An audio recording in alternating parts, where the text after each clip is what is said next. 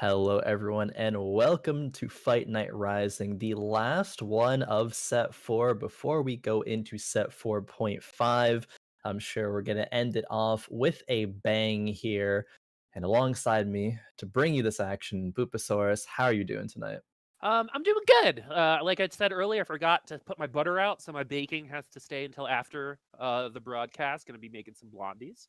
But other than Ooh, that, I've been playing some PBE, been liking a lot of the changes, and I played a little bit of ranked on the regular patch today, and it was nice to be like, okay, I'm taking the time for myself to accept the departure of some of my favorite units, and then you play PBE and you don't miss them anymore. So I think yeah. everything's gonna be going pretty well after this week. But I mean, it's pretty much the championships in Fight Night Rising of set 4, and I wonder who's gonna take it.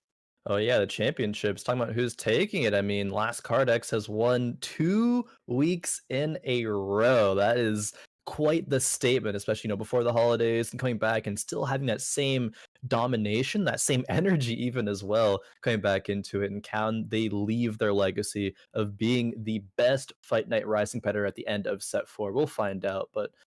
We got to introduce the rest of our competitors here as well. Of course, joining from last week, there's Infern1x and Gunmay as well, the top three. It was a narrow top three as well. I think Yeah. 3 people tied for like 24 points. But we also have Squink, Enosexe, Mimo, Feels George, or Jorge Man. I'm not sure which one it is, and meechygnarko to round things out here. So these lobbies are always really interesting to me. There have been a couple other lobbies, of course, throughout the year, be just like this, where you have your standard recognizable names like Gunmay and Kardax, and then kind of a bunch of people that are coming up through the ranks. And this is a great time to give yourself an opportunity to come back at the beginning of set 4.5, right, for Fight Night Rising, where expectedly, I believe we're going to be one of the first, if not the first competition with the new set, and there are going to be eyes on you, and you got to be able to be successful. And getting by this week is kind of like that first test to go into 4.5 with that momentum, and maybe continuing that on to some qualifiers. Oh yeah, definitely qualifiers coming up soon, TM. But for now, people will be trying to compete for the rising prizing pool here, prize pool rather. First place $100, second place 50, third and fourth 25. We do have a lot of new competitors here today, and I believe Infern1x last week they were relatively new to Fight Night and to tournaments. But Infern1x had a really strong performance. They got second place, only 1 point behind last Kardak. So if we know that in Fight Night Rising, people can come in here and really, really show their stuff, really just be dominant out of the gates. And having a 1 point performance behind last Kardex, who's won the last 2 weeks in a row, like is not too shabby at all. They're definitely someone who I would be curious out of this group of 8 players here to see if they can overcome that very narrow gap and take a first. I think that the pressure is a little bit off today for some of those players, right? You're not coming into a lobby and seeing Solus at the Yeah. top or Aegon. You know what I mean? And while I love Gunmay, while I love Kardax, they themselves are still building their careers, either in content creation or competitively. You've got Kardax, of course, in all caps on his Twitter, telling us exactly how he feels about the meta and where he's feeling. And he's been doing quite well and doing well in that part of his life. And Gunmay's been doing some content creation, coming back for Fight Night Rising, getting that standard perennial third place, always the bridesmaid, never the bride. Yeah. And seeing them at the top is again. They're still building, so you're Oh yeah. gonna feel maybe I have a chance here, especially for Sure. third place. Yeah, it's a funny bringing up Solus actually. Solus, shout out to Solus. He's been killing it recently on the ladder and stuff. He's been doing super, super well. But I think he either has like I think he's tied for the lowest points ever earned in a fight night, or like very close to it. I know he did have that record at one point. Yeah, we Um, casted them with 3 8th place, I believe. yeah, Yeah. something like that. It's pretty crazy. Solus, a little bit of tournament inconsistency, but has been killing it recently as well. Be curious to, see players like that in Fight Night once again, maybe when set 4.5 comes around. But I know a lot of players spend PBE right now focusing on those qualifiers coming up, and we'll be seeing some, 4.5 action as we were talking about next week as well. Really excited to see how like how all that goes. Honestly, I haven't had too much time to delve into too much set point 4.5 myself, but I've been watching still a little bit of it, and it does look super, super, super interesting. I think there's a lot of cool changes. We were talking about it, I think, beforehand a little bit, saying like, have some mixed feelings, but I think more than the rest of the team, really, really go like just above and beyond in terms of what they bring to the table, and then the response from the feedback there, I think is like some of the best I've ever seen from development in any game personally. So I have faith that this set will, even if it has any kinks right now, they'll all be ironed out before that comes out next week. So I do have an apology to make to Mort, just real quick. Oh, okay. So originally, I hated the new item thing, right? Like the Yep. little item pocket on the Hmm. bottom left, and there are some things that were frustrating about it. But now that it's gone, Yeah, they got um, rid of I'm like, I kind of liked it. Um, it. you know Wow. what I mean?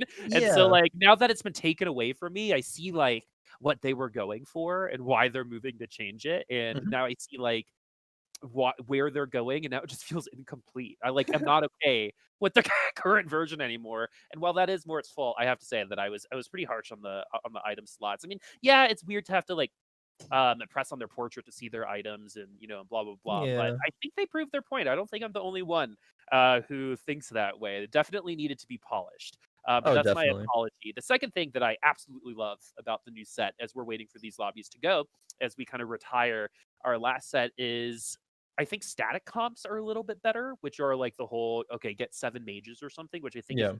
really good for beginner players Mhm. because I think there was a kind of like a weird dichotomy of being like I'll bring back I think Infernals or Elderwood is a really good example of this of if I have 9 Elderwood or if I have 9 of something I should probably win, right? It says right here it's gold. Yeah. Right. And I think for newer players that can be really difficult, and I think with 4.5 the onboarding process is only going to get even better, and we're going to get a new batch of players that are going to be passionate and feel good about things. And then spectator mode for season 5 is I think the last big news from Yeah. from that video, and I That'll know be all of us huge. can't wait for that. That'll literally change our lives, Poop. It'll be great. it it will, and it will be awesome. What about you? What are you going to be missing about casting this good old set that we've been casting for the last couple months? Oh boy, I think okay, so something that you just mentioned in terms of I think like in 4.5 it's easy to run, static comps. That seems to always be the case where it's easy to run those sort of comps towards the beginning of a set. Mhm. It's the easiest thing to do. The set isn't by any means like solved or figured out, and I love seeing the progression over a whole set of people learning all the intricacies of it, learning how to min max just a little bit more, every day, every week, and every patch even people are going to be a little bit quicker at solving what the best thing to do here is, what the most optimal comps are, Mhm. if it's like going legendaries or just playing like you like to call them like blender comps, right? Just fitting in like Yeah. a bunch of smaller synergies and just putting them to be the best units possible, the best item builds possible, and that only happens when players have enough time to become familiar with that set. So I think that's what I'll miss. I mean, I guess I can say that's what I miss the most about like all old sets, but with set 4 in particular, I think it has had a few like really interesting, really good metas. Some where a lot of different compositions are viable, and even like we saw last week, right? Game number 1, like it was duelist versus Zed composition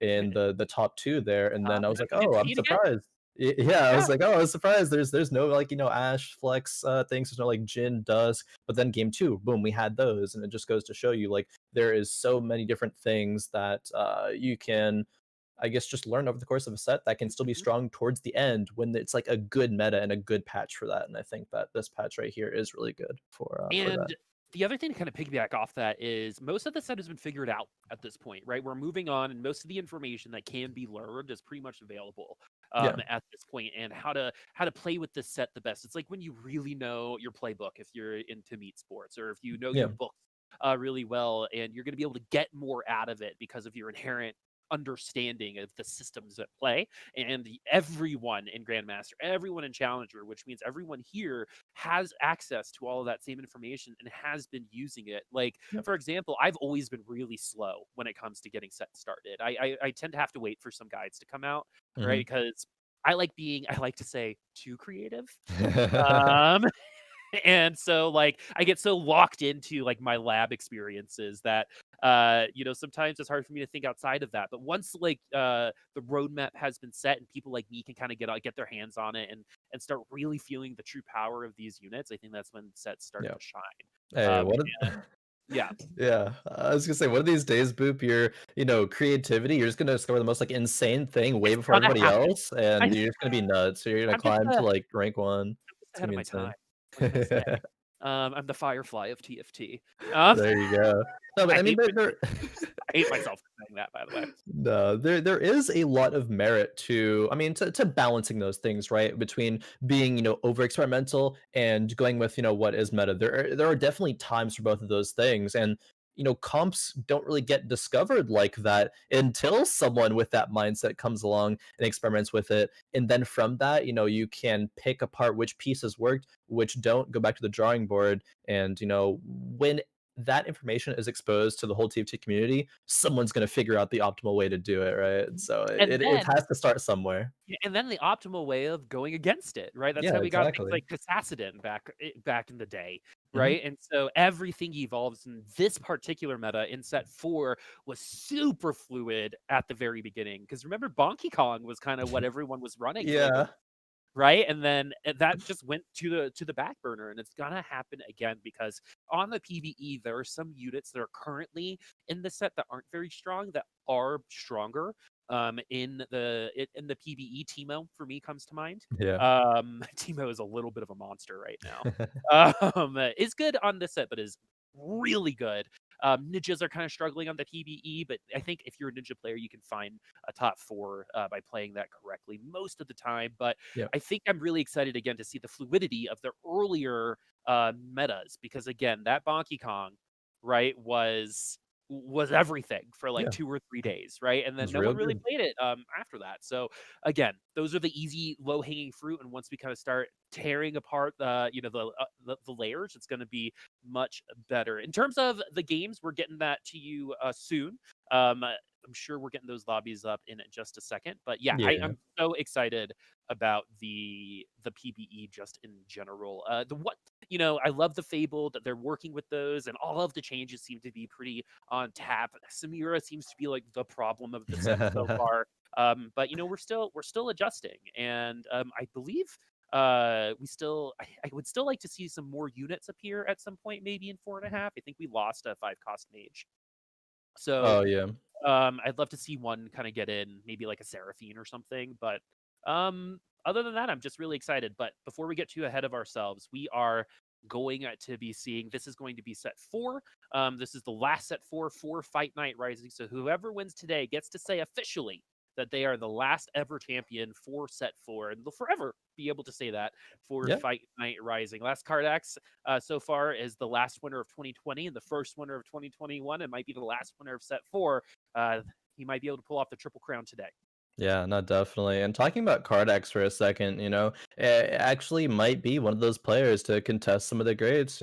We talked about it a lot, talked about it before. Numano, Gunmay, people such as that who have had been part of the returning cast for just, Gunmay like 12, 13 weeks.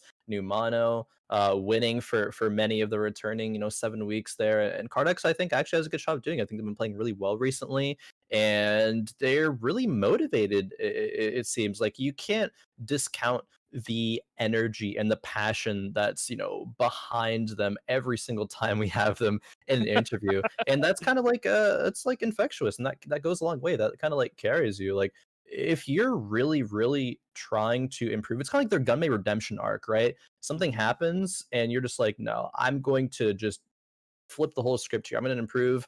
I'm going to try as hard as I can to like live, breathe, eat TFT. And I think Last Card X has been someone to definitely fall on that sort of line of thinking recently because they seem so very motivated to not only win Finite Risings, but to go with this momentum into the next set 4.5 and be rank one on leaderboards and just kind of like dominate everyone who's in their path. Yeah, and I think last Kardax again, you can't teach passion, you can teach skills, and I think Kardax is learning those skills. Is an S tier interviewer, by the way. So if we get to see him again, Yes. you guys will know what I'm talking about, and whoever interviews after him. There's some expectations. But anyway, again, we're going to be getting to the games soon. We just heard from the producer that the gameplay issue that we had has been solved. So we'll be getting there very shortly. What we're going to see today, most likely, is some Elderwoods, most likely some no Talon, because Talon is still garbage, Yep, even in the PvE. And unfortunately. if there's anything I think more TFT right now is that we all can really get behind is that Talon is Garbo. So if we all need to hold up that mantle, we can. Yeah, I mean, honestly, I kind of liked Talon when they were meta, not when they're like super oppressive, but kind of just like it's one of the kind of like the trifecta of compositions, right? It can be countered, but also can counter other things, and that rotated with different patches and all like that. I think that was enjoyable. I don't mind Talon not being meta though right now. Don't get me wrong, I enjoyed him, but I don't mind Talon not being meta. I think that there's definitely a healthy place that we're in right now without that composition. That's funny. All right, so we're going to talk about the early game in set 4 for the last time. Yeah. So let's go ahead and take it like it's the first time, Khroen. So what are we kind of looking for these opening rounds for those of us who are still kind of pushing to our next, like if we're gold 1 trying to get into plat, or if we're plat 1 trying to get to diamond, what should we be looking for? Yeah, sure. There's a bunch of different directions that you could go in the early game. Looking at last Kardax here has the options for sharpshooters or for some cultists. There is a pair of TFs in the shop, and we love cultists in the early game. A really strong early power spike. They get us to a point where we can easily transition into a kind of dusk riven plus Jin composition into the mid and the late game is very solid. You can still run some sharpshooters really as well. A pair of TFs again in the shop. But some Yasuo's duelist, also a direction we saw last week. Actually, I believe it was Kardax game number 1. Found the Yasuo 3, slammed a Runan's Deathblade on it, and kind of just farmed. So yeah, in terms of item wise, I think Kardax started with the bow here. If I were to guess, I mean, that could go to a few different directions, right? Because Renens is such a good item. It could play Yeah. Warwick, right? It can Renens can go on Jin, it can go on Ashe, but it also can go on the Yasuo, as we were just talking about. Won the lobby last week from it, and Yeah. the reason why you're getting deja vu, and if you guys were here last week too, you should be getting deja vu as well, as Kardax ran an uncontested duelist comp to first place with the Yasuo with the Hurricane. Finally landed that Yone and was able to walk away with it. This time we're doing a little bit of a switch-a-roo. We're moving to some tanky boys instead, as we got Sir Thomas in the front line along with our friends Nunu, TF, and Annie. Looking Yeah. maybe towards the fortune. Yeah, I was gonna say a couple of fortunes, doesn't have the third yet, didn't hit a chosen fortune, so would have to find a Jinx or a Katarina perhaps, which we are level 4, so there is the chance to get that on this next shop. Last card X probably won't end up slamming an item here. I don't think you really want to commit to a Titan's Resolve. You can commit to a GA maybe if you think it's gonna like win the round and you're gonna go on a win streak with it, because GA can go on a decent amount of units later on in the game, but not going to dedicate any more components besides for just that vest on the Nunu right now. It looks like it's not going to be enough, though. The Janna shields plus the Callista Rend coming through takes the TF, and Last Kardax loses the first round of this game. Unless Kardax is probably okay with losing out on a couple of those Ooh, rounds, as we were right. We were there right. you go. Knowing The Jinx as well. Oh man, what a shop. I actually think leave the Annie. I think when you get a fortune chosen, you can get baited into keeping it for a little longer than you should, to try to push as much value out of it. But we don't need it. But we're gonna go ahead and keep with just the 2 units. So that means that we probably aren't gonna go like the sharpshooter way. A lot of times you use Oh, Jinx in that. Oh, we're gonna pick it up anyway. okay. Uh, so we're gonna do 4 fortune. Doesn't matter if we're into groups of 3 or not. We're gonna put the GA maybe on the Annie. You're seeing Kardax hold just to make sure that the Annie actually dies, in order to use the GA, as it's looking like she might not. Yeah, if she gets another cast off, which looks like she will, she'll get such a massive shield. And yeah, you were talking about maybe not picking up the Fortune Annie. I personally think you do pick this up almost every time right now, because you can get stuck in fortune jail if you're too weak, right? And if you have the items that Last Kardax has right now, just the three fortunes is a big risk. You could get to the point where you're, before wolves, you still haven't won, and you have to roll down all your gold, and it's like a maybe if you win or not. Last Kardax buying this Annie ensures that even if you're, quote unquote, too strong right now, but fall off later, you'll still be getting some of that fortune value. And you could perhaps, even with what you get on the carousel, go on that fortune win streak, which is still, it maybe doesn't have as high of a ceiling, but it's still just going to be really consistent. And I think Last Kardax is at a point where, they can play just really consistent and still have a really good result, propelling them into some, just overall really good scores for today. I think they definitely can play that style. And so it's going to be all about where we decide to win or lose. Sometimes you're going to see fortune players say, Mm, okay, I'm just going to lose all the way to this particular round and spend all of my money, cash out, transition out of this. yeah. And you don't want to win maybe too early. If you're Kardax, it's totally fine because that 2 gold a round, I think like you get an average of like 2.5 or 4 gold for each loss. It's in the new patch notes for PvE if you want to check that out.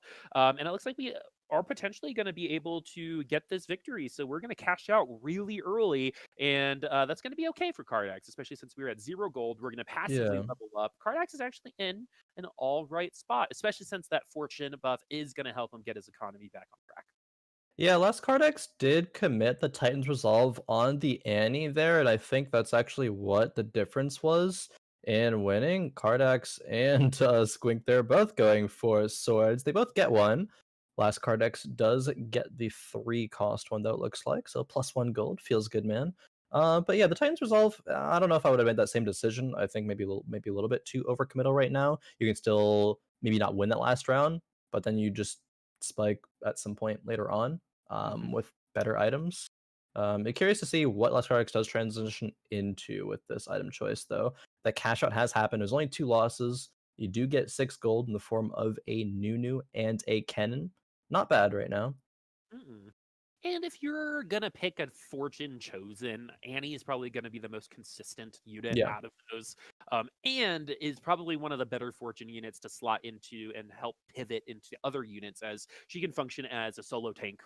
If you're not careful, I'll forever remember when a Z3 was just just did not deal with an Annie, Annie 2 by themselves with items. So the Annie can be the difference in cashing out and not. And right now, I think Kardax is taking a little bit more of a faster approach as we hit the 25 stacks, but we're going to end up losing. It kind of seems like to me that he wanted to maybe push some wins, but we don't get that here. Yeah. It is risky having. I mean, Annie is like you said, a solid solo frontline unit at this point of the game, but there are some compositions that can be stronger. And Infern1x is probably the strongest in the lobby right now, so unfortunate to have to run into that matchup with all that committal. Right, you have a tons of damage with the 4 sharpshooter at the backline, even if they're tier 1, no items. They still do a solid amount of damage, and Annie usually will be able to at this point in the game live through all of that.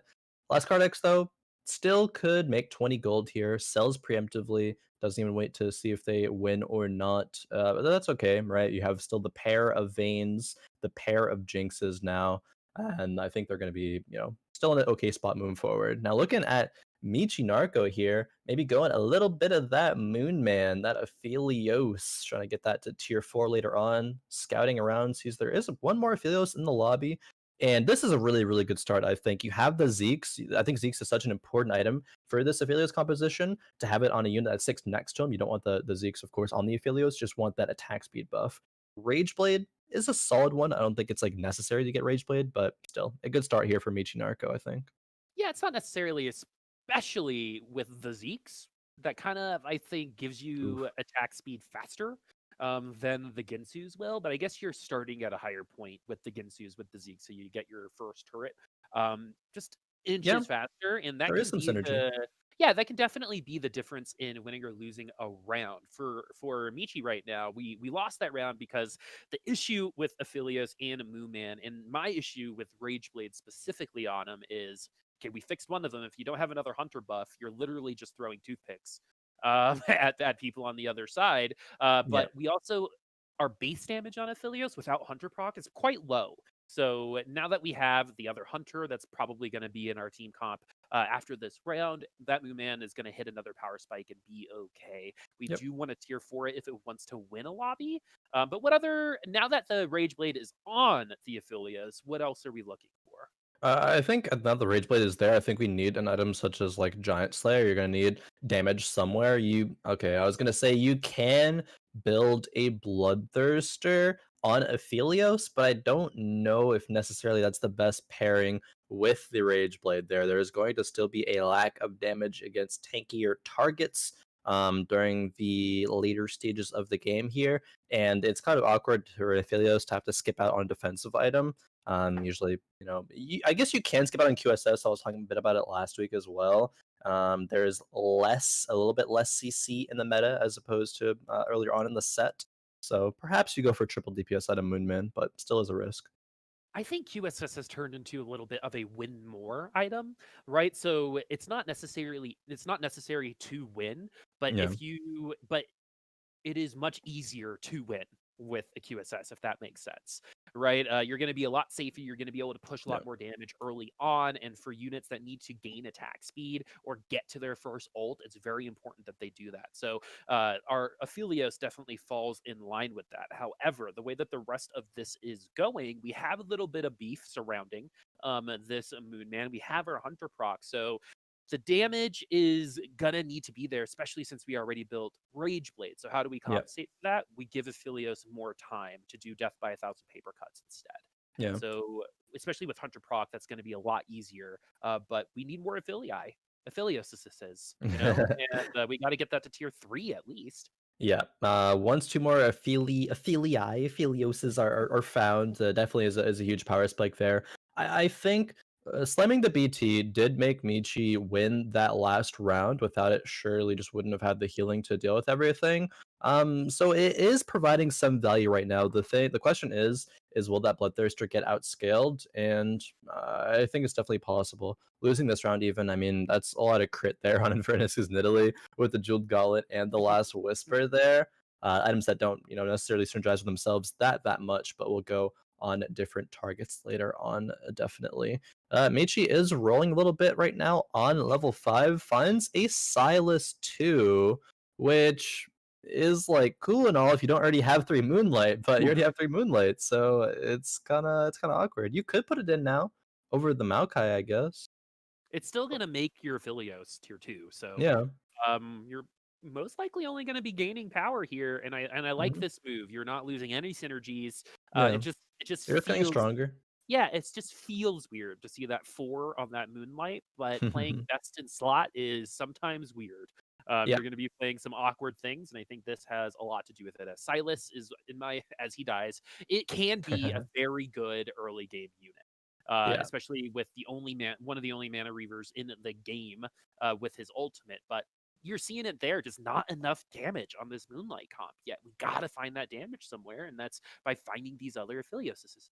Yep. I think I don't think you need to necessarily roll all the way down or keep rolling on level 5 when running this composition, but it does depend on how many Lissandras you have. We're still only 3 Lissandras in, so that is pretty awkward. And the 3 Lissandras, just in the form of a chosen, right? No other natural Lissandras have been found. meechygnarko could pivot. They're not super committed, I suppose, to just only running Aphelios, only running Moonman.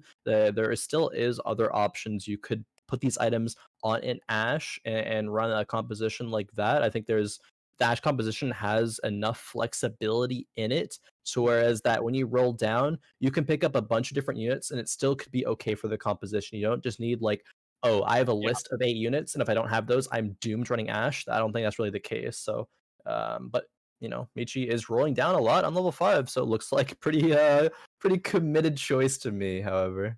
And to piggyback off your point on Ash, is the reason why Ash is easier to pivot to is because of the amount of different kinds of Elderwood units. So if you look at Michi's board right now, you can identify exactly which units would be best to pivot off of, right? So Yep. you can pivot off that Kindred, you can pivot off of either one of the Brawlers, and you can even pivot off of the Lissandra if you pick up an early Ezreal. So there's ways to come off of most comps into Elderwood. It's all about the timing to do it, because you can be late on that pivot and you can have lost too much HP. And right now with Meechy, there is that kind of line of a fork in the road when it comes to Moonlight players, where they have to admit to themselves, maybe this isn't the right direction, right? Maybe I got to start looking towards the sun instead. Yeah. And we're kind of there. I think Moonlight should be fine, as we did get to our tier 2. It's a tier 3 Aphelios now. We won the last round, so we can expect to maybe win 1 or 2 more rounds in a row. But again, with 5 units, we spent some good amount of gold. It's going to be maybe even a coin flip on some of these other matchups for this Moonlight. Yeah, I mean, the last round was it was definitely a committal to this Moon Man composition from meechygnarko here. Philios being tier 3 did allow that last round to be a win. Probably this round to be a win as well. We see Fortune on the side of Gunmay there between the Katarina, Jinx, and the Tom Kench, and a Vi.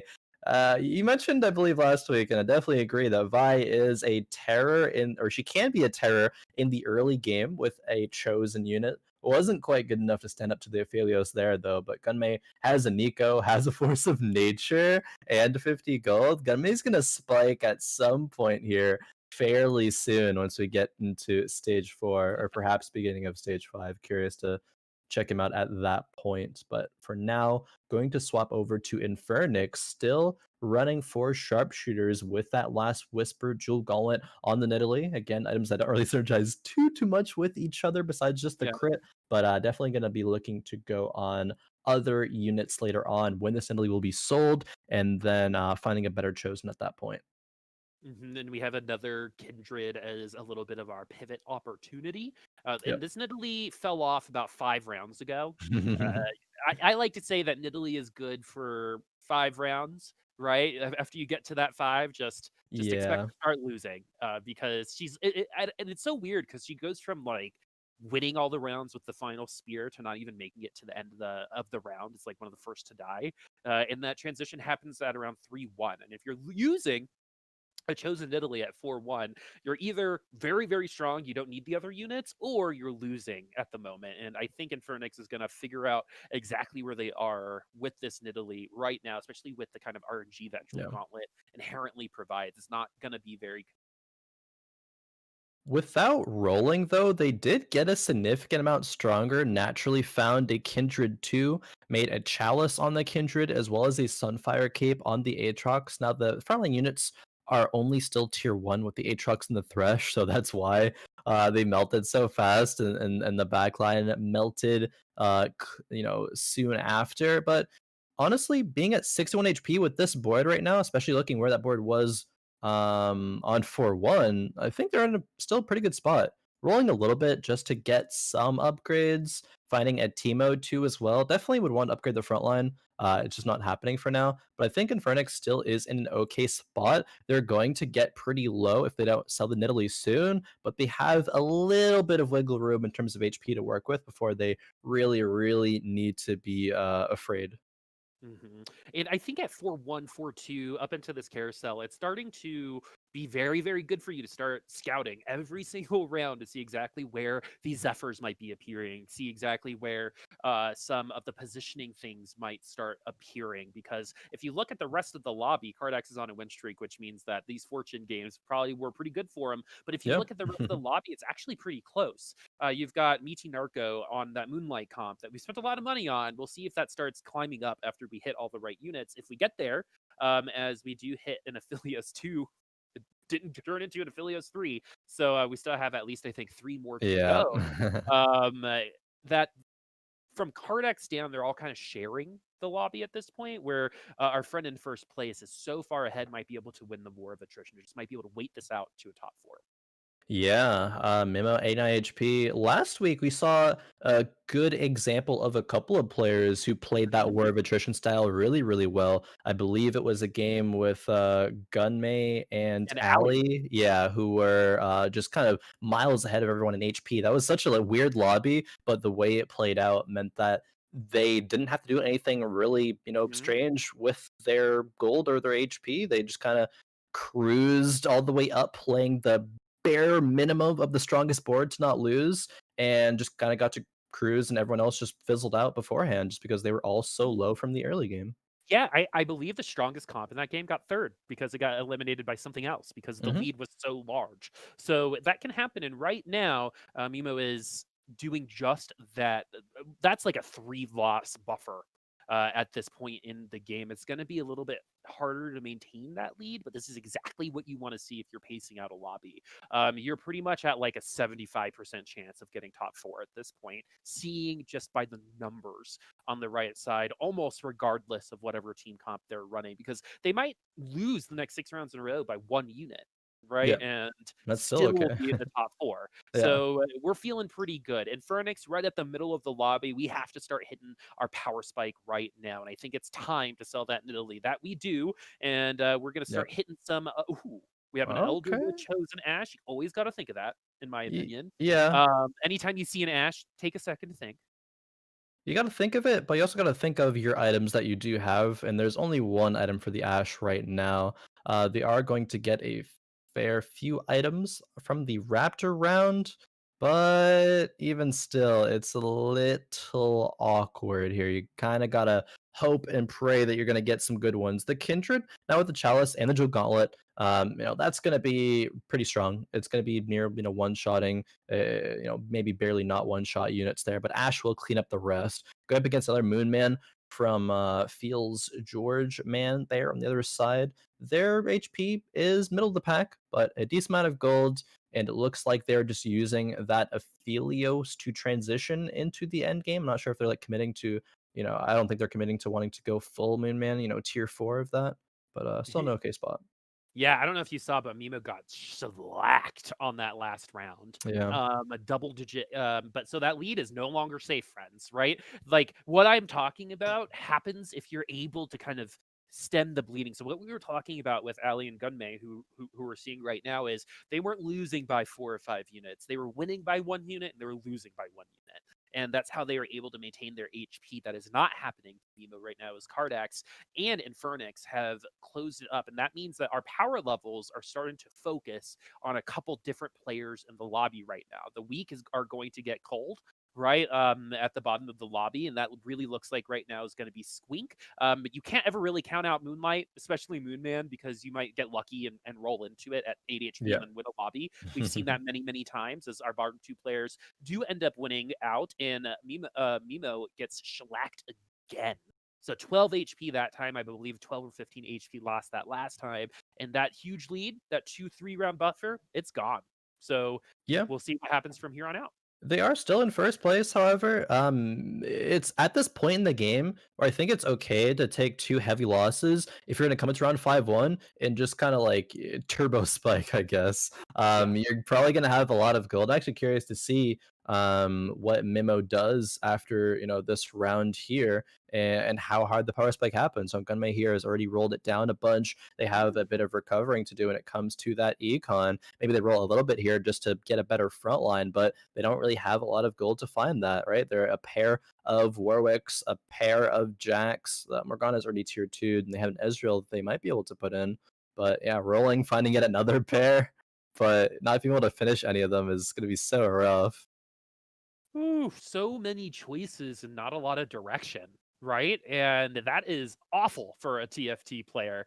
Uh, Especially when you still have to deal with items on the side, and that's where you start to see a lot of the separation and where I like to say the intentionality, right? We get our Yeah. items on, and we're gonna have to put the Hextech Gunblade on the Yone for this go round, and this first ult is going to be pretty huge. But that Irelia is actually going to bait the Yone into actually making an awful ult, but it's not going to matter, as these Dazzlers are going Yeah. to cut the damage from the opposite side and give enough room for that Yone and the other damage on this comp. And the MVP there is definitely that Morgana.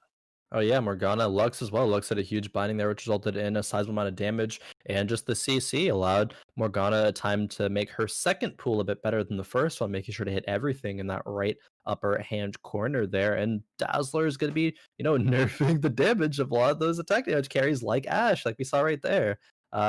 Huge difference there. Still are going to need to frontline these other units, but 6 in lane right now. I personally lean towards the notion that Six Enlightened is kind of a bait. I'm not sure. I mean, that was when like Talon was meta, right? I'm not sure how much it's better with Morgana. Of course, it's going to be a little bit better, but how much so when you need to run a unit like a Nami 1 right now, right? Gunmay is a madman. Only Gunmay would do something like this. To be completely honest Yeah, with you guys, was our first Battlecast winner. When Battlecast was awful. Back true. back in that last set. So Gunmay is totally cool with taking these risks, and we're gonna keep going because if you look at the rest of the rest of the lobby is not mega strong.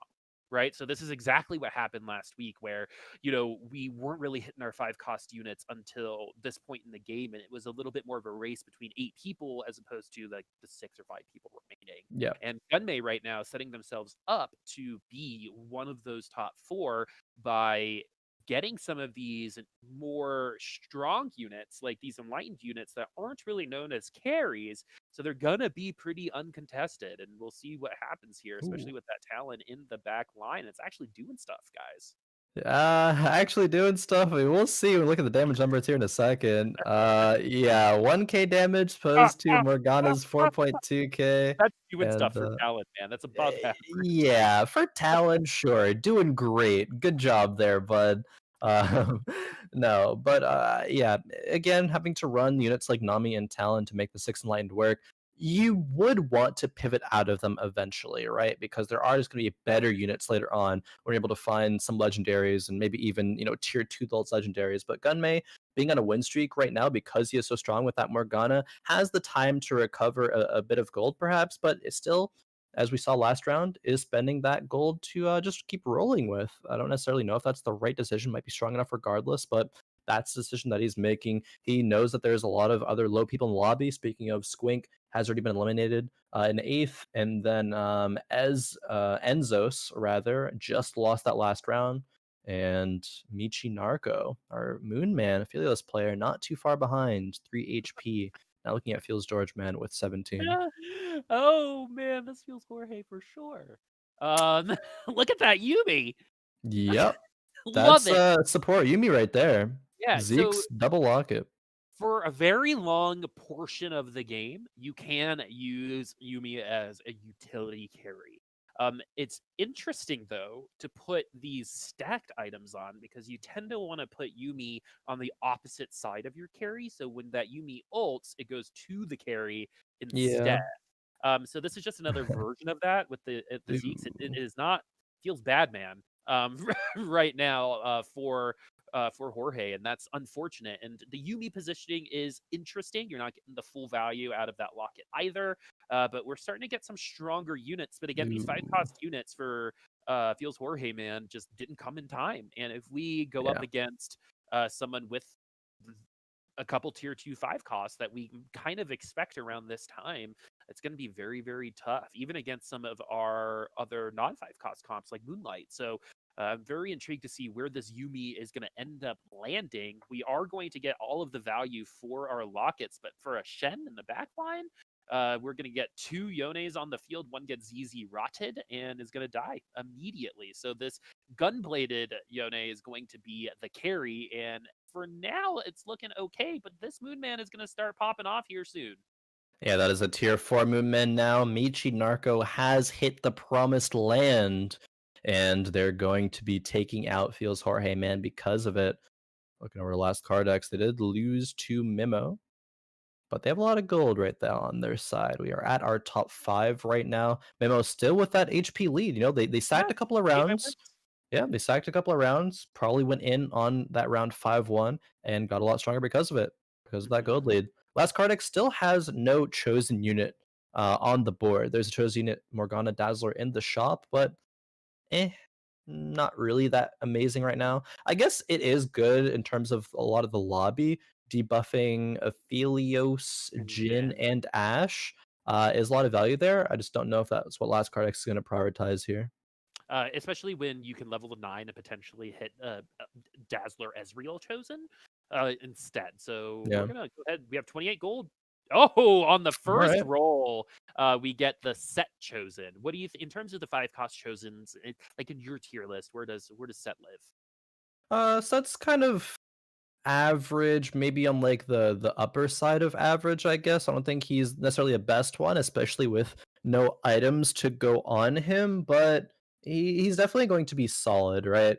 I think just having another good frontline unit there is going to be really, really strong for the comp, even if he will go and do setups in the back. There is going to be a lot of time where this comp is alive, so Set will be able to go in the corner and do push-ups all the way to full HP and return buffed more times than not, right? There's the GA work you have to go through in the front line, which didn't even get dealt with there from meechygnarko, as meechygnarko goes down in fifth. But then there's also going to be the sand soldiers you got to go through. That's just going to be the sheer number of units, right? Level 9 plus a force of nature means 10 units are on the board. Sand soldiers make that 12.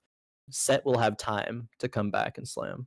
I think you called it with Mimo, by the way. And if you guys are wondering at home why we're not going to certain players, it has to do with their stream quality. So right now we're Mimo stream quality. We're going to have to just observe him when they're going up against some other people. When we hit a 1v1 situation, we'll be able to talk more on that team comp specifically. But for now, we're over at Kardax, which started off as a Fortune gamer. Right now is a brawler gamer with a chosen set. And I think that's why you said it's a little bit mid-tier, because the chosen aspect is brawler, and that's Yeah. just HP for our Warwick and our Nunu, who is only tier 1. So in terms of chosen trait value, not that much. In terms of chosen unit value, however, pretty good. And we'll see if we're going to be able to complete these sit-ups here and take Yep. down these hunters. It looks like we are going to be a-okay. Yeah, and exactly what I was talking about there. Happened again, right? Like the Set goes does push-ups. They have to go through the whole rest of the board, and Set comes back buffed up, and he's going to secure the win there. It won't always happen that way, but it will right now before these players are finding all of their upgrades. But yeah, we're at our top four right now. Infern1x is the next one perhaps to be eliminated. Gunmay close as well on 19 HP. Last Kardax has, probably one loss in him before he needs to go kind of all in. Already rolling down all the gold, though, going all in. Hasn't hit really any of the pairs there, though. Still on a Lee Sin one, Hmm. still on an Ezreal one. What an Azir odd is also in the shop as well to give a pair of Azirs. That's loss. pretty awkward. Yeah, no one is running away with this right now. Let's look at Mimo's comp. We got the Shen in the front. Like, yeah, even I guess the Jin in the back line is really, really nice, and is going to Yeah. be able to pop some of our frontliners. Is particularly this comp, as real ult was very, very nice. It's actually going to hurt a lot of the damage from the Jin as it scales off of that attack speed. We finally get back there, but yeah, last Kardax's comp is good, right? But this is a third or fourth place comp versus a complete 5-cost legendary comp, Yep. in my opinion. But it doesn't matter, because Kardax is going to be fine with this, right? We have 6 Yep. enlightened on Gunmay. Missed what we had on Infern1x, and Mimo is running that Jin in the back line. So again, no one is running away with this, which means that Gunmay, if we pivot correctly or if we luck into some tier 2 5-cost units, still has an opportunity here. No one's really out of it. Yeah, no one is out of it. Of course, the HPs have evened out in terms of our top two and then our bottom two. Infern1x and Gunmay on 1 life left. Jeweled Gauntlet has been grabbed for the set that has its potential moments of power spiking. I think you just sell the Nunu here, buy the Ezreal. You still get to keep your pair of Viziers and the Lee Sin. Should be the decision that Last Kardax is going for Here here. we That's a Yone chosen on the other board there. Man. Yeah, that's why I was like, here we go. We get it now. Once you start seeing those legendary units, and you're seeing it here for Kardex as well, they had a little bit more room to go, so they got to invest a little bit more themselves. But that Dazzler proc, destruction against last Kardax. That was not good news for him, and we actually might be able to see this Enlightened Comp take down Kardax right now. What? A talent gets a kill, but this is Jewel Gauntlet. Everyone can die. Everyone can die right here and right now. Oh, No, if the one roll. does, but yeah, not the rest. And Yeah. hey, you say enlightened comp, I say Yone 2 with full items there over on the other board. I think that's I mean that and the True. Morgana, of course, are definitely carrying. Talon gets Big the if true. cheeky cleanup on a kill. But yeah, he's just there for his synergies, of course. Last Kardax is now one hit for remaining, and Infern1x went down and fourth. Gunmay still alive in third. So we actually saw Kardax beat Mimo. So we actually might be in a rock, paper, scissors situation with the last three remaining, which is actually very good if you're in first place. There is still Yep. a one loss buffer there. We're going to be hitting round 7, most likely with 2 people. And 7-1 is probably going to be our last round. We'll see where Mimo is going to end up, as we even have a little bit of a Galio up here. It's just to fill out some tank line. We're getting into the back line again, and it's going to be all up to this set as Ooh. the position change with the Jin on the right side means that Kardax is actually going to fall. Will Gunmay fall as well? Looks like he might. It's going to be Oh. all up to this Morgana, and the Morgana is going to be able to take this in the end. One unit is separating Kardax from second place. That is pretty insane. So Kardax will finish in third. Gunmay will finish in second or first. And Mimo actually lost to, I believe, Gunmay's Ghost there. So we'll see what Yeah. happens. Again, anyone's game. This went from an almost 40-point lead for Mimo to a one Uh, round potential thing at 7-1. yeah, last Kardax lost to Mimo's Ghost there because it was the That's Jin. right. That's I right. believe, yeah, the Jin fourth shot came through on that set. Set didn't even set a time for the push-ups, but when he came back, it was just a fourth shot right to the dome there. Couldn't really Yeah. do much about that one. But Gunmay still alive, still hanging on, and it's kind of on the back of that Morgana in a dream. Where those pools go is going to determine whether these fights are won and lost. I guess the Yone targeting as well. Where that happens, but there's no way Gunmay ever goes to level 9 this game. He's just been rolling it down for the past 2 stages so far, trying to find some more upgrades, trying to find the Azir 2. We'll just have to use a Nico that he got off that last neutral round, luckily, to bring that. Last Whisper should go on the Talon, probably. Maybe it'll go on Azir for like some attack speed, though, because again, Talon's kind of just Talon. Talent is the definition of participation award Yeah, in this comp, in my in opinion. this But comp no, for sure. we're gonna get some damage most likely, and Talon's gonna jump right into the thick of things and And die. he's gone. Yeah, and he's gone. Mimo's actually looking quite good right now, but the placement of that Oh, pool no, is the Yone. actually huge. The Yone targeting is going every which direction and is still at full health. And while the Yone is very strong, I think that second pool from Morgana is what's going to end up winning this out for Gunmay. Wow. And we actually get, I believe, exact lethal there Yep. against Mimo. And Gunmay wins the first lobby of the day.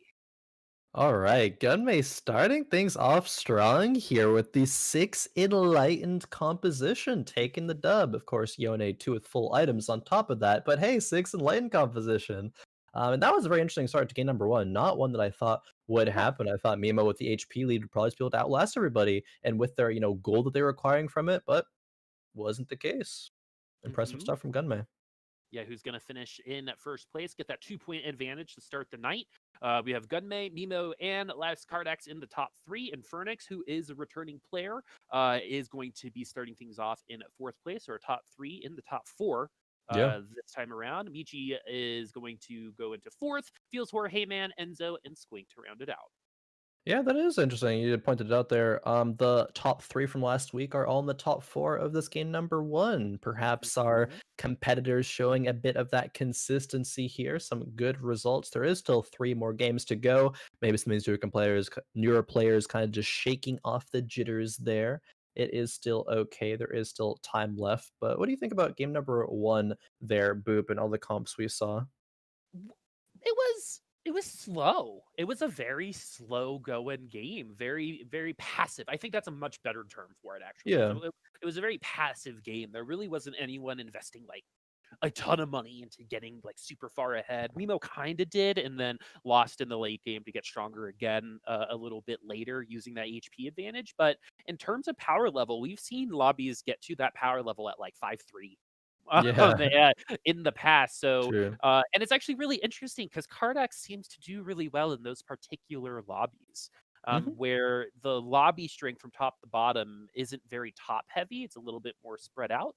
And I'm wondering what that's about. If there is anything to that, to that little bit of an observation, because Gunmay tends to do well in those lobbies as well. So we're going to start things off with Squink, the second best little legend. After Chonk, of course, Oh, and yes, yeah, as definitely. I'm wearing my cosplay right now. And we'll see what Squink's going to be able to do this time around. His last game was a 7th place. Yeah, starting or Squink got 8th, right? I 8th. Oh, believe. okay. Yeah. So we'll see how they can bring things back here. Starting off with a sword, some people do like the sword start now. Personally, I would agree. I think it's solid. It's on a Wukong, Bonky Kong. Hey, beginning of set 4. No, but probably not going to go that direction. Hopefully not, at least, or we might see double 8ths here for Squink. It would be cool if they released like a TFT rewind. You know how like YouTube does at the end of the year and like Yeah, Spotify? I've Like these never are watched those, but yeah, I know of them. like it'd be cool to be like, this is the unit you sold the most. This is the True. unit that did the most damage this year. Because they kind of do that for Summoner's Rift. They do like a Yeah, I little like guess so. rank season thing. It'd be cool to see that for TFT. Not now. You have other things to focus on, but later. As we see Squink starting off with a pretty good item combo, which is that GA. Pros love GA. It can be very good at most points in the game. In the early games, an extra life. So that can be the difference between winning or losing a round and the difference between a win and loss streak. So you'll either Yep. see people hold on to their GAs on their bench to lose streak or slam them right away to try to get things going. A couple of sharpshooters are on the board for Squink, and then a sharpshooter in a box. There was a jinx there. In terms of the GA, personally, I think I would hold out on slumming that because the item is good, right? It's good at most points of the game, as you said, but there are better items that will give you stronger power spikes in the early to mid game that you can make out of those components, I think. And while GA might round out a unit well enough, it's not going to be the item that you want first because you're going to be less likely to get the other item slots for the damage, the carry potential that you maybe otherwise will be lacking.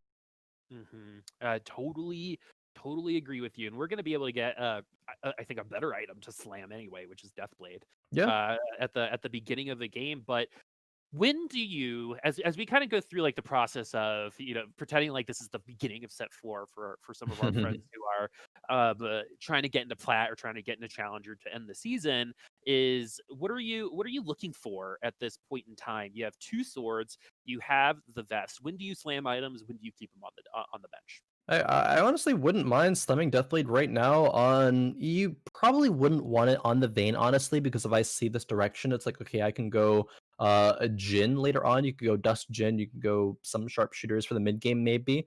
And it's kind of awkward in the Nidalee. So maybe you don't want to slam Deathblade right now, but I definitely wouldn't mind it at all right now because that is a solid direction from this point.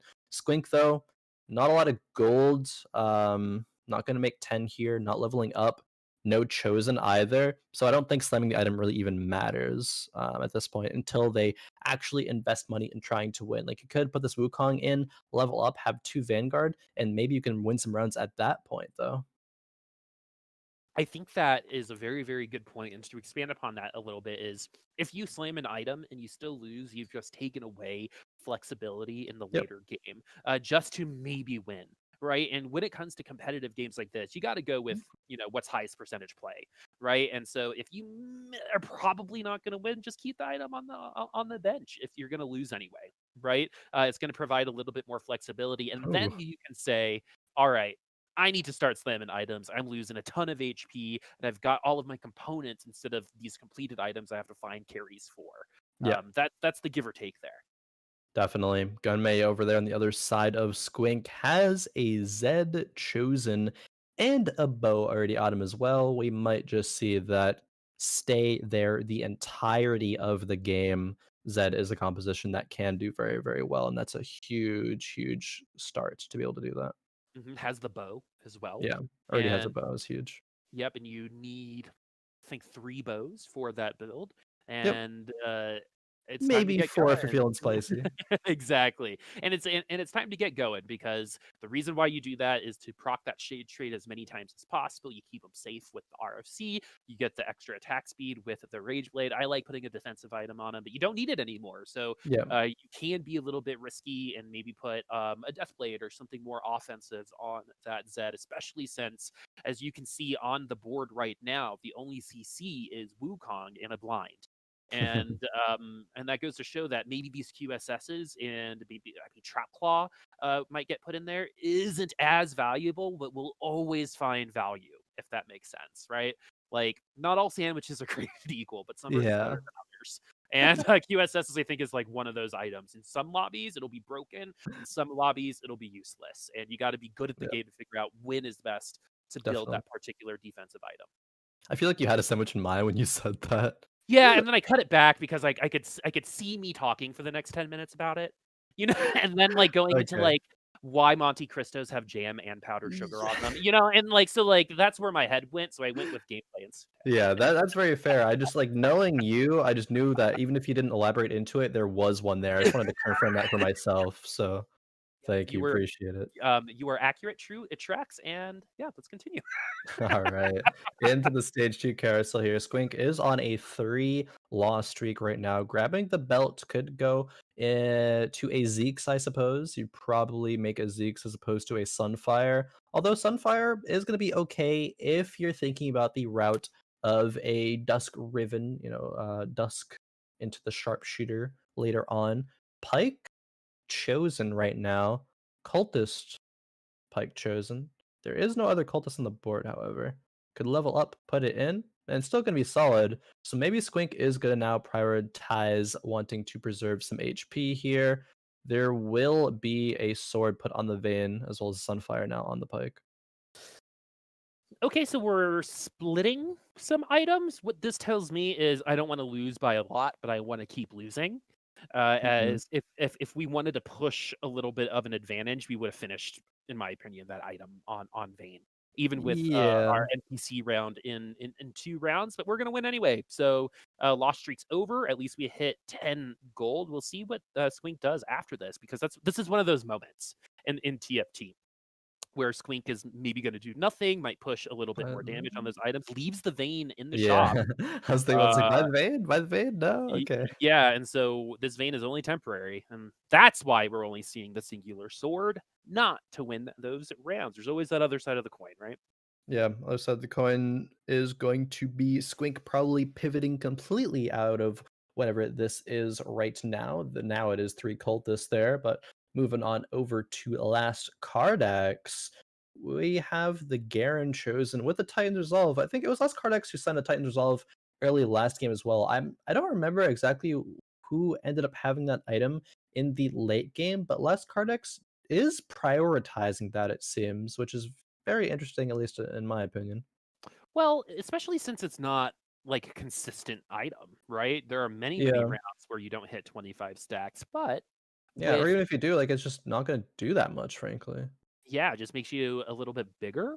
And if you take a look at this round in particular, the Titans resolve is probably not necessary to win that round. So the same result happens anyway. We're gonna get a tier 2 Yasuo, and we have a little bit of a split comp right now with our warlords, vanguards, duelists. This is gonna really test Les Kardax to see at 4-1 which direction did we go, right? Yeah, Are we going to go that duelist direction? Are we, because we're going to sell this Garen at some point, and what that's going to become is going to be very interesting because this particular comp has less pivot potential than some other ones, in my opinion. definitely. Okay, out of curiosity, I went and looked, and last Cardex did put the Titans Resolve on that Warwick last game. It was a GA Titans Resolve. It was an Ash composition there, so that is solid. I think that is an item that Warwick can benefit from decently enough. Get some gold and a Nico as well here. Could sell up to 30 gold. Decides not to. Nico is still going to be solid regardless. What does last Cardex build here, though? Is the question. I'm thinking Locket personally. Looks like he's thinking about it too, based on the Yeah, way that they're positioning. We're all in the straight line in the front. Yasuo is like that's okay. if you have Yasuo, you're gonna get Yeah. the components for Locket. That's how the game works. But so it like forces you to not get Ooh, all the value. But we are gonna end up getting our 4th duelist in. Last Whisper on the Zinzal. Don't hate it. And so let's see what we're gonna do from here on out. Again, duelists will kind of top out at a certain point. It's a top 4 comp, not necessarily a top 1 comp without a fully stacked Yone and Yasuo. And actually, even with getting stronger, Enzo on the other side was even stronger than Kardax that time around. yeah, got a lot stronger, but at what cost, right? You leveled up to level 6, slammed all of your items on 3-1. still lost to a level 5 player. That's not a really solid start here to the third stage. I think what would have been better is positioning wise here. I think moving the units to the back line because everything else can walk forward, and Nidalee being in the front line means her spear does way less damage when she throws that out, right? Yasuo being, I think, towards the back line as well is going to be a bit better. Sells even the Nidalee entirely there. It realizes that positioning is a bit too awkward to make work, puts the Jarvan in instead. Having a Jax to the outside of that 5-person clump is really good. Having a Fiora, I think, on the other side of it, though, would be even better. Although the Jarvan does get one ulti off there, is going to fall quickly after. Man, it's like these units are called duelists, right? And you expect a ton of damage coming out of it. But I think the Garen is actually the one doing the most damage right Yeah. now. And we haven't gotten the items to push it, but we don't really have duelist items, right? You want items potentially on that Yasuo, like we said before, and Kardax knows that, right? We saw him win on this comp last week in the very first lobby. So I think we're actually doing quite well for where we're at right now. You've got one of the most consistent chosens in Garen, right? You got the extra beef with the locket, and now we're building up even more duelists. Let's see where Kardax is going to go from there. If we're going to finish off with duelists as our chosen, doesn't really fit. Yeah, I don't believe Last Kardax can actually commit too much further to going just full duelist route. I don't think there is enough duelists, and the pacing of their play here in this game is not really conducive to that working out. Gunmay on their side once again, still with that Zed, has the RFC, but talking about Last Kardex's comp just a bit more, right? Garen is one of those units that is good when you slam items on him in the early game, but is going to fall off right around, probably let's say this round to next round, and then until Wolves at the latest is when he'll be able to pick up wins. I think, unless the rest of your comp is still really strong. But the rest of Kardax's comp here isn't really that strong. Duelists, there's 4 of them, great, but they're tier 1, most of them. The Yasuo is tier 2, but he has no items. There's a Last Whisper on a Xin Zhao, and that's not really going to be doing Xin Zhao many benefits there. It's really just I attack a little bit faster, maybe crit sometimes, but what Xin Zhao does isn't really reliant on that item. It's just an item carrier right now.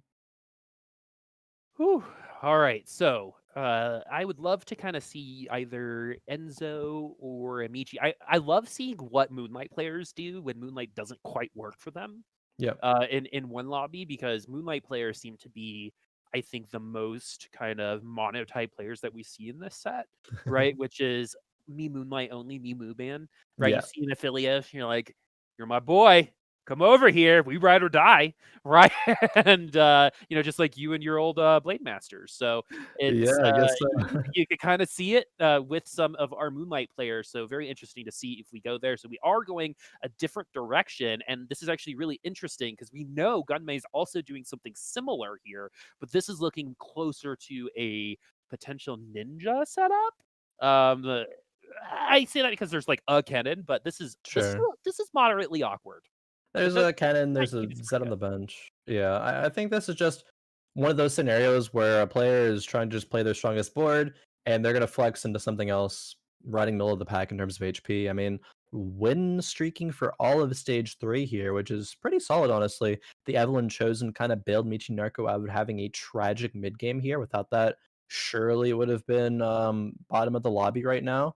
And may continue to pick up some wins here. Like this Evelyn rolled healing on the Hudge, so she's just gonna be able to keep resetting here. Proc Shade as well. She might clean this all up, I think. It looks like they might, but because the CC is gone now, Yep. and even with Hecarim, with that ultimate, there's, unless Vayne figures out how to condemn her against the wall Still a GA. in TFT, yeah, Eve doesn't roll healing, Eve loses that round. So Yeah. the very, very lucky for Amici, and that's the thing about and why Eve is so fun, right? Ari kind of fits this archetype as well. It's like you see the ult and you're like, I don't know.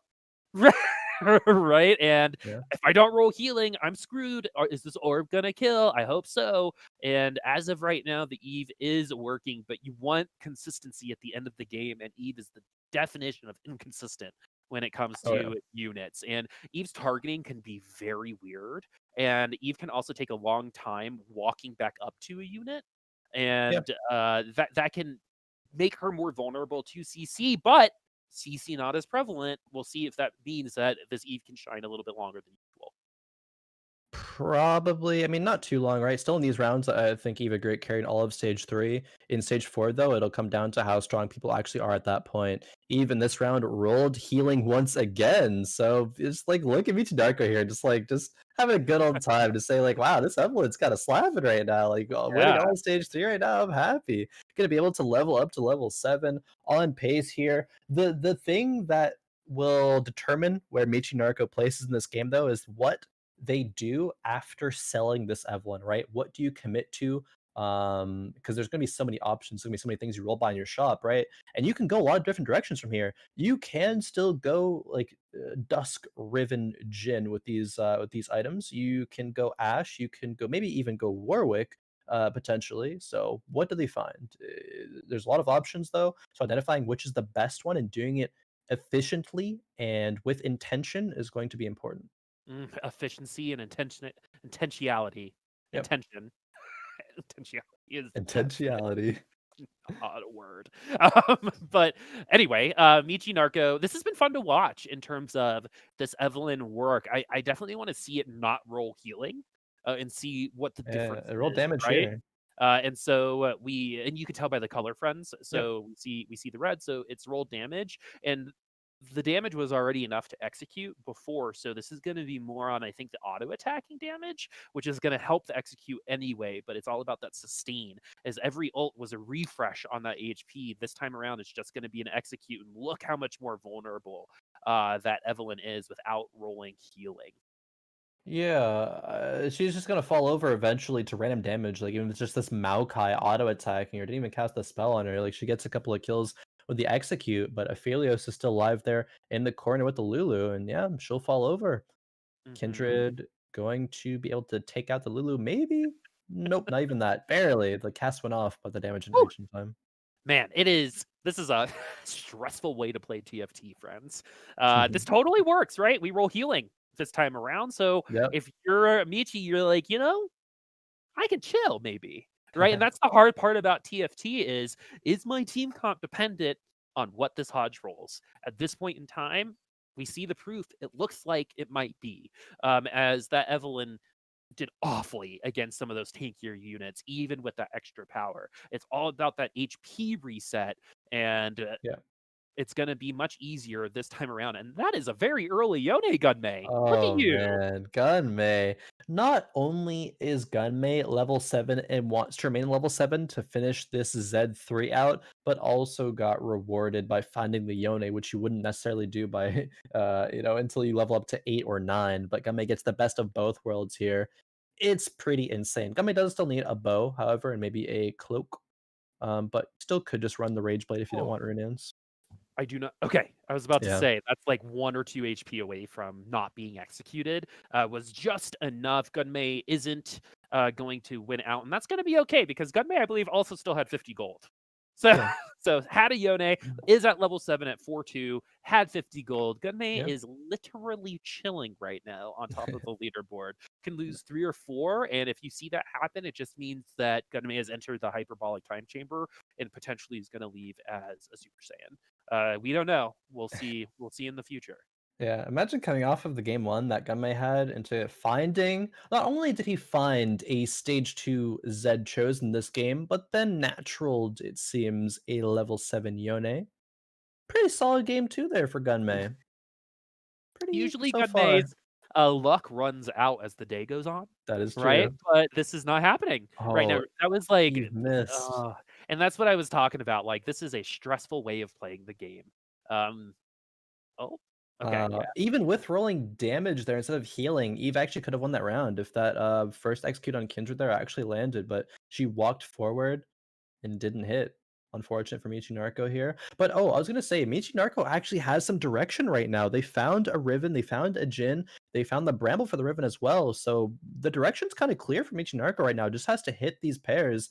And probably I think you can sell or you can hold this Evelyn until 5-1 and then sell it. So meechygnarko, as long as they don't take like 7 or 8 unit losses in the next 2 rounds back to back, I think they're shaping up pretty well for a top 4 here.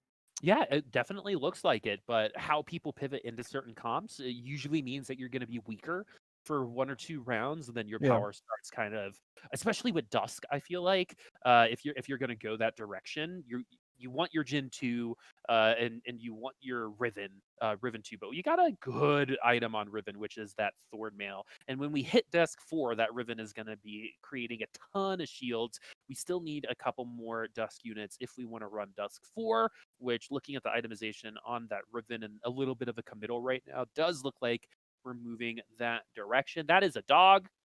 It was in it was in the dark, and that is a dog, friends. Oh man, I love dogs. Anyway, I'm gonna put on my my protective screen cover, There which you go. is You learned from my last week. which is my hands. So I'm not distracted by the cuteness on the screen. The dog. And so, Oh, man. yeah, meechygnarko with this Eve rolling healing. Man, my Hodge never rolls healing, Khroen.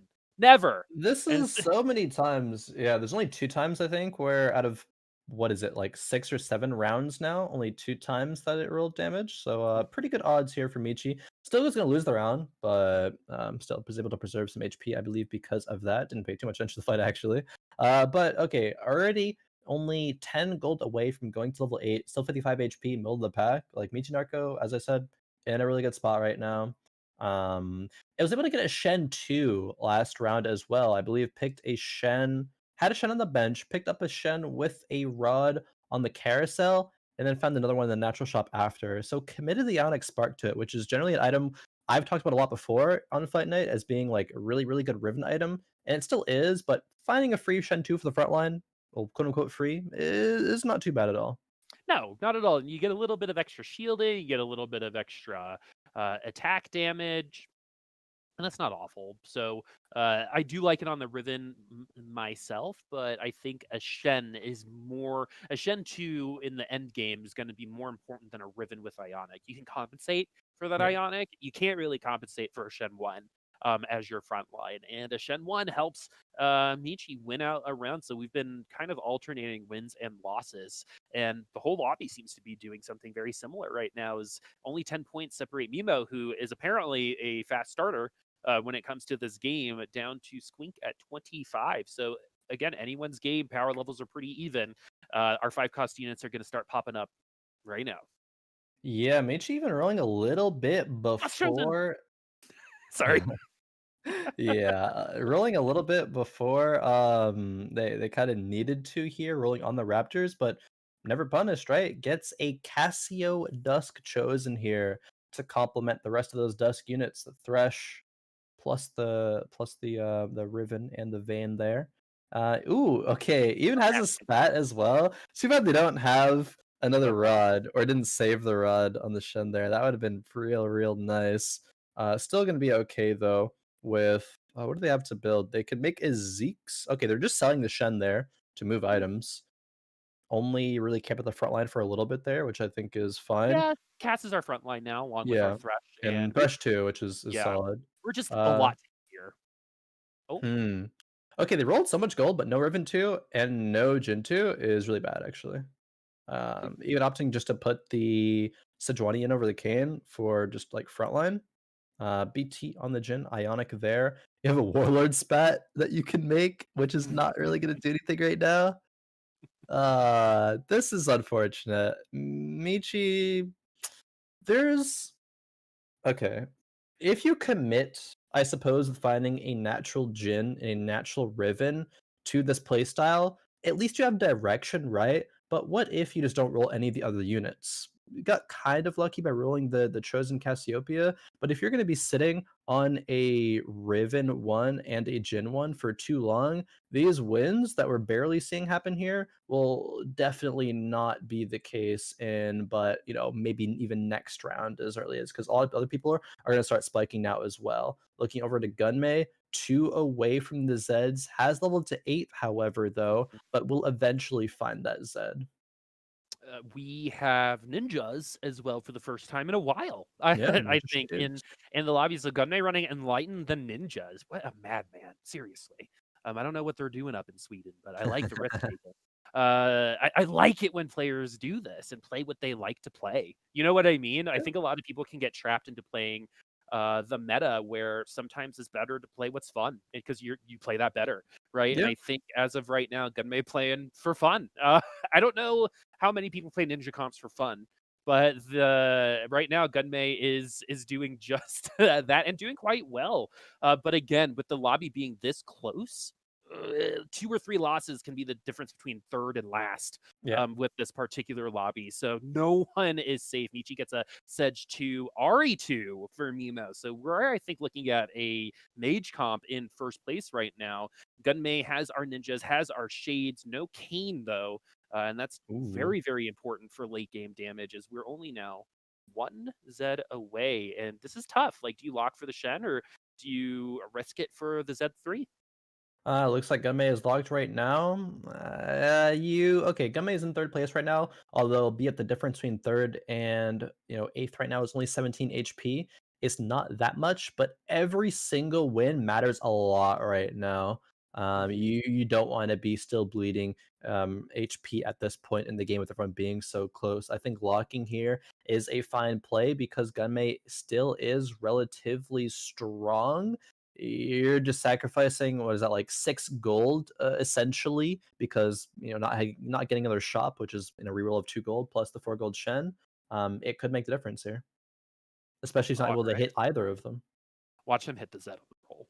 I Yeah. have a feeling that it's gonna be. You know how sometimes, like, for some reason, you like log into TFT and you're like, you know what? I'm gonna run this, and then the game just gives it to you, Yeah. right? Like everyone gets that every once in a while, and sometimes people hit it on Fight Night Rising, and my gut is telling me that Z3 is very, very close. We have some not Hey, very think good items no. on this carousel right now. Redemption can be okay. Vanguard Spat can be okay. I guess that's a little bit more for everyone else. Bloodthirster can be okay on on the right, but nothing that's gonna change, I think, the game for someone. Enzo gets the Rage Blade. Gunmay doesn't really. What did Gunmay grab? Gummy grabbed a Warmogs, presumably for the Yone. It is going to make him a lot tankier. That Yone 1, when sometimes he may die, will Oh, otherwise live. And kind of right. another Shen in the shop there, so it is going to end up getting that upgrade, but still at the cost of another essentially 6 gold. Yep, I think Shentu's worth it. To be Yeah, Shen 2 is a completely really good honest front with you, line. You especially if you get the taunt off and they have to turn around again in Yeah, order to come back to the front line. It's definitely one of those like undervalued situations because he only gets 1 ult off most likely, but the impact of that ult's actually huge. definitely. Squink there with a Dusk Jin comp of their own up against Gunmay. The difference is that these units are all upgraded here. Yone is very, very beefy though with that shield. If anyone's going to be able to take down an entire team, it's going to be Yone. However, we need to get another ult off, but that Riven 2 is a little too strong with the Ionic Spark. Yeah, This time around, going a full AP build pretty much on that Riven. So that Riven is going to be uh, pretty thin. It's going to be a glass cannon. Pretty yep, much outside of that Ionic Spark, but it seems to be working as it's not really suffering a ton of burst right now. definitely. Also, something to note, the damage at last round from Gummay's comp was literally all Yone. The Zed at this point, with only one DPS item and it's an RFC still being Zed too, actually kind of useless. The thing that would bail Gummy out right now is if, of course, he would find the Z3, but also off this next neutral round, or if he survives to the next carousel round to find an item that actually does something, like, optimally a Runans or a Rage Blade. One of the two would be good. And oh man, the Ari Spirit Bomb there for Mimo, yeah, that's satisfying to watch. Yeah, that's where Wait, did where'd that that? Wait, clip it, clip it, clip it. You got make sure that you got it's still falling. It's still falling as we speak. Where did it go? That happened, right? You saw her ult. Like, we're not crazy. yeah, maybe she ulted a unit that I don't actually Was know. like Maybe she right ulted a in unit that front was of like her or about to something? die, and then it just like died, and then Or the I don't round know. ended or something? It's still circling the globe right now. It's just on an adventure It's actually. currently in orbit. Yeah, Elon's gonna get it for us up in a true. was in this space. When I believe we are back. It turns out that spirit bomb from Ari actually hit our producer's computer there for a second. Crazy that our players can make that happen. But yeah, we're back. Last Kardax in this game is out in 5th place right now. Kind of surprising considering he's been the most consistent performer the past couple weeks here. We're seeing a little bit of some scratches on that armor right now, and it's the 3-week curse. Coming. True, this is the 3rd week. Oh no. It is the 3rd week, and of anything that I've made up for Fight Night Rising, I think the 3-week curse is the most consistent. So actually, Gunmay is a part of the 3 weeks, and anytime we have 2 players on the 3-week, one of them doesn't come back. It like happens almost every time. So I think there is obvious things to go with. Like I think 3 weeks is just hard to be consistent about anything, right? The last time I worked out for 3 weeks in a row, I was 19. I'm 30 Yeah. now. So Hey, last time I worked out 3 weeks in a row is never. So yeah, you good know for you you. did it more than At least more we're than me. consistent. Yeah. But again, like Gunmay and Kardax are potentially going to fall victim to something like that. It's so hard to be consistent over 12 lobbies. Oh yeah, for sure. Over 3 weeks. It's super difficult. Gunmay, ooh, okay. I was gonna say out of the two, if one of them falls victim to the curse, Gunmay looks like he wouldn't. But hey, they're both 4th and 5th. Of course, that's a 2-point difference there. Feels a lot better to get a 4th as opposed to a 5th, right? But Mhm. still leaves much to be desired there. Gunmay gonna have 16 points so far in this game. Look at this last fight by meechygnarko real quick. This is kind of before Gunmay died. Oh, just from their perspective, actually. Okay, okay. Yeah, But yeah, so the Jin and the Meechygnarko. Riven there upgraded, and they ended up taking that fight. Man, that's the difference between like Gen 1 and Gen 2, right? Gen 1, you're going to lose by a lot.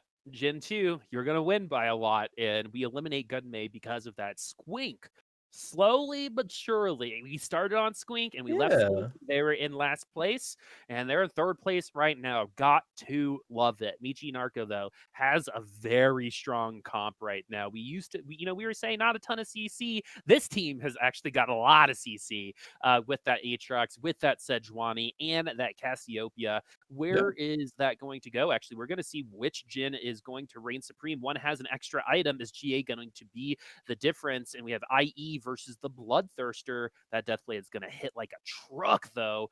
But yeah. the Jin's positioning could be better, and we don't 4-shot 1 kill, but it looks like Meechygnarko's Ooh. Jin is going to come out on top. It was pretty close. Yeah, Squink gets eliminated in 3rd. Those items were scary for the damage in there, but no GA, no healing, no bloodthirst or anything of the sort. Means that they're eventually going to get taken out by the sharpshooter shots from the other Jin, just going every which way. Ooh, Meechygnarko gets a spatula there. What item did they have? Oh, they had a loose spatula as well, so that's a force of nature. That's huge. If you want to win the game versus Mimo here, that is the way to do it. Okay, so just for clarification, I did look at the clip. The the spirit bomb literally just disappears. Yeah, no, it went to orbit and hit the producer's computer. That That's is that's the story we're true. going with. That's what That is happened. true. Took our spirit away for a second. Yeah. Oh, Um, 6 dusk? Okay. Michi has power spiked more than they ever could have desired here. They got the force of nature. They rolled the thresh to get 6 dusk. Like this is peak comp strength. Disregarding maybe any tier 2 upgrades for legendary units, like this is it. Dusk 6, that is so much extra damage for specifically that Riven, and you're actually seeing that Oh, Cassiopeia also rip through some of that HP, but we have a good amount of defense on that Riven. As so far, it's been so good. Nothing going through those shields. Dust 6 is gonna shellac Mimo on the other side. Is Mimo gonna be a bridesmaid once again in 2nd place? Meechygnarko coming from a pretty average Moonlight, below average Moonlight game last lobby, yeah. really recovering this time around, running 6 dusk, and it wasn't super easy getting here, but you got to really credit Michi's mid game to allow him to get to this place and not being so locked in to that mid game comp that we were running to say, okay, we're going to be moving into dusk, we're going to be moving into this Jin comp and potentially moving into 1st place. Potentially could do it right here. could also go into stage 7. We'll find out in but a moment here. It depends on where these Ari casts go, but Ari wasn't moved again. So the Cassiopeia has gotten a free stun on the Ari for 2 fights in a row, gets pulled in by the Aatrox as well, and just goes down, not even with the Zillion ult there. Mhm. Not sure if this is enough damage to kill Mimo here. It looks like it's 5 Like king units left, HP. so it will be Oh! exact lethal, I believe it was there, or near exact, as meechygnarko takes game number 2 here. The dog buff The comes dog in buff. hot. The top knot buff as well. Loving it so far. I'm really liking Michi's playthrough. We got to see a lot of it, and going Yeah, from a Hodge carry Evelyn to 6 Dusk a yeah, little later on was pretty good. I mean, you yeah. pretty much go one direction with that Evelyn. You can go ninjas or you can move into Dusk. And we hit the 6 Dusk and it ends up working out. Intrigued about those scores because we had a lot of very different Ooh. placements here. As we have a two-way tie for first with Gunmay and Nemo. Michi comes into third place with that first place lobby. And Kardax now is on the bubble at 11 points. Yeah, Kardax on 11 points is not gonna be the worst. Only 5 points behind, 2 games to go. There is still time to come back though, but Mimo has been playing really consistently well. Like they don't win lobbies, but they're just so strong. They have such an HP lead getting to that final stage, whereas like they're gonna be just playing for highest placements they can get. Which has resulted in seconds so far. Meechygnarko, you mentioned a bit before in game number 1 with the commitment to that Moonman. Would those are the kind of players that just only commit to like Moonman? But meechygnarko played that last game really well, and they weren't sticking on to units too long. They kept Evelyn just long enough. They didn't overcommit to anything and pivoted when they need to. So honestly, that was really good play. And yeah. Completely agree. Completely agree. I mean, Mr. Clean during that last lobby, in my opinion, and that's the reason why you see that lobby win in round 2 and in third place. So I expect this lobby to separate a little bit potentially, but even with Squink going from last to third, things can go any direction. Gunmay and Nemo are feeling good. Kardax on the bubble by a couple points. So we're going to need, in my opinion, if Kardax wants to get into the top 3, we're going to need 2 top 4 finishes from here on out. And if anyone can do it, it can definitely be Kardax. But Oh we yeah. got a little bit of a break before we get there. So Khroen, what's kind of like your takeaway after we have one more half of set 4? What's been going through your head throughout this first half before we go to break? Yeah, I mean, definitely the return, especially after game 1, the returning 3 players came up. They were strong, right? They're all in the top 4 of game number 1, so it's kind of like their story, it seemed like. But these newer players, especially performances, say like from Squink, going from what was it for going from 8th to like 3rd, means that Yep. all these players have potential. We might see a 3-week curse, as like to point out, happen unless they're able to bring it back. Gunmay is tied for first, but Kardax is still on the cusp right now. Is still in 4th, but there is still time more to go. Any thoughts from you before we cut to break, Boop? Let's send set 4 off with a nice Viking funeral after this, while welcoming some Vikings into the set as well. So one more half of set 4, friends. I'm getting kind of emotional about it, but we Oh got to get man. to that halftime. We'll see y'all when we come back.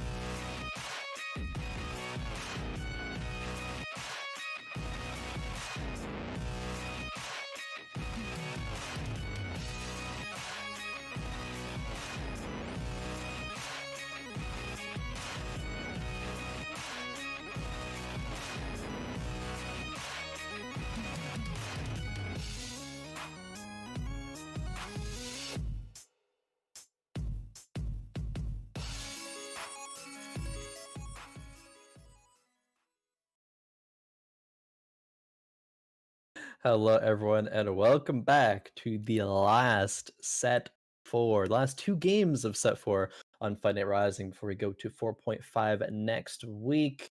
It is a little heartfelt, I think, Boop, as you mentioned before the break there. It's kind of the end of a little bit of an era here, but Yeah, it's not going to be the end of anything too much. It's besides for if you like some of the units are going away, but it's a lot more exciting, I think, looking yeah. forward into the future. But we still got Trust two more games to me, go. you're not going to miss those units in in set 4.5. I thought I would miss a couple of them. Like I love Jin. I think Yeah, seeing shot Jin is very satisfying. it is. It stimulates something like primal in my brain, but I don't miss them. I think there's some really great units that provide the same kind of feeling, but that doesn't mean we don't give the same amount of love as we end set 4 and begin set 4.5. Last Kardax wants to start set 4.5 on top. He's talked about it during those wonderful interviews. Check those out on some of our other VODs. But right now, potentially might fall victim to that 3-week curse. We'll get that. He's going to fix his stream in just a second. Yep. Here we go. And we're going to start off with a chain vest. Never think about the unit that the item starts off on. Make sure that you're thinking about it in terms of the item and where those items go a little bit later. If you kind of hopped onto set 4 train, and I gotta say, I think set 4 and the history of TFT provided some of the best metas we had ever seen. Oh yeah. And so I'm just stoked to see where it's gonna go because I do believe set 4.5 is better. Definitely agree. Yeah, Definitely agree. Comparatively to like some, like some like gangplank metas or at yeah, the start of sets, exactly. it's definitely a lot I guess Yeah, more fluid of a meta than things that. So the things that were good outside of the 2 Warwick weeks and the 1 Morgana week. true. Yeah. Um, even the Talent Week was okay. Here at Fight Night, we didn't really see that. Yeah. But outside of like some small, like little windows of frustration, I would say that this meta going from 4 to 4.5 is exactly what you would want as a dev. You got to learn Hmm. from this. It was pretty freaking good. I think Chosen is something that if it ever leaves, people will miss a lot. And so I think the Chosen mechanic is almost perfect. And the way that the units are interacting with each other, the CC balance feels a little bit better as well. And you just got to give again props because set 4 was the best set. And if this is kind of like the bottom line now, like think about where things are going to be going, especially with a development team like TJ and like Morg. Yeah. Yeah, so I'm pretty stoked. Definitely. Looking at last Cardex's board here, gets I believe it was 6 gold there and decides to pre-level, opting to want to have the choice to get better chosens and just better units in general from a level 4 shop as opposed to a level 3 shop, but doesn't roll a chosen here. Is going to get a couple of 2 costs in the shop with Hecarim, Jax, and Jarvan. Just going to pick up the Hecarim for that Vanguard buff, though. Could put a Vayne in for sharpshooters, but kind of no matter what you put in right now for your 4th unit, it's not going to be too great. Puts in a Jax, though, for the couple Divine. More frontline. This is like a 2+2=5 situation, right? Like no matter the unit types that are in there, you're not going to feel that like nice Yeah. that I think that you want. But another very early Titans resolve. Yeah. Regardless of what happens today, I would love to at least message Kardax and see why the Titans resolve has been such a fanatical item for him. Hmm. Right at this point, it is fanatical. It's 3 lobbies in a row, and that item was never really outside of some like niche Yasuo picks. Something that you see very early. So it's been really interesting because from my observation, it doesn't really add too much, right? Yeah. So where we go from there is very interesting, and it worked the first time. Kardex did really well. Did not work the second time, so we're at 50-50. This is going to be the make or break because Kardex needs to finish in the top 4 if he wants to finish in the top 3. Yeah, there is 4 Duelist right now. Going to be selling that Jax, still preserving 4 Duelist because the Fiora is there. Putting it on the Yasuo right now. You're just saying outside of early Yasuos, there wasn't really much use for that Titan's Resolve.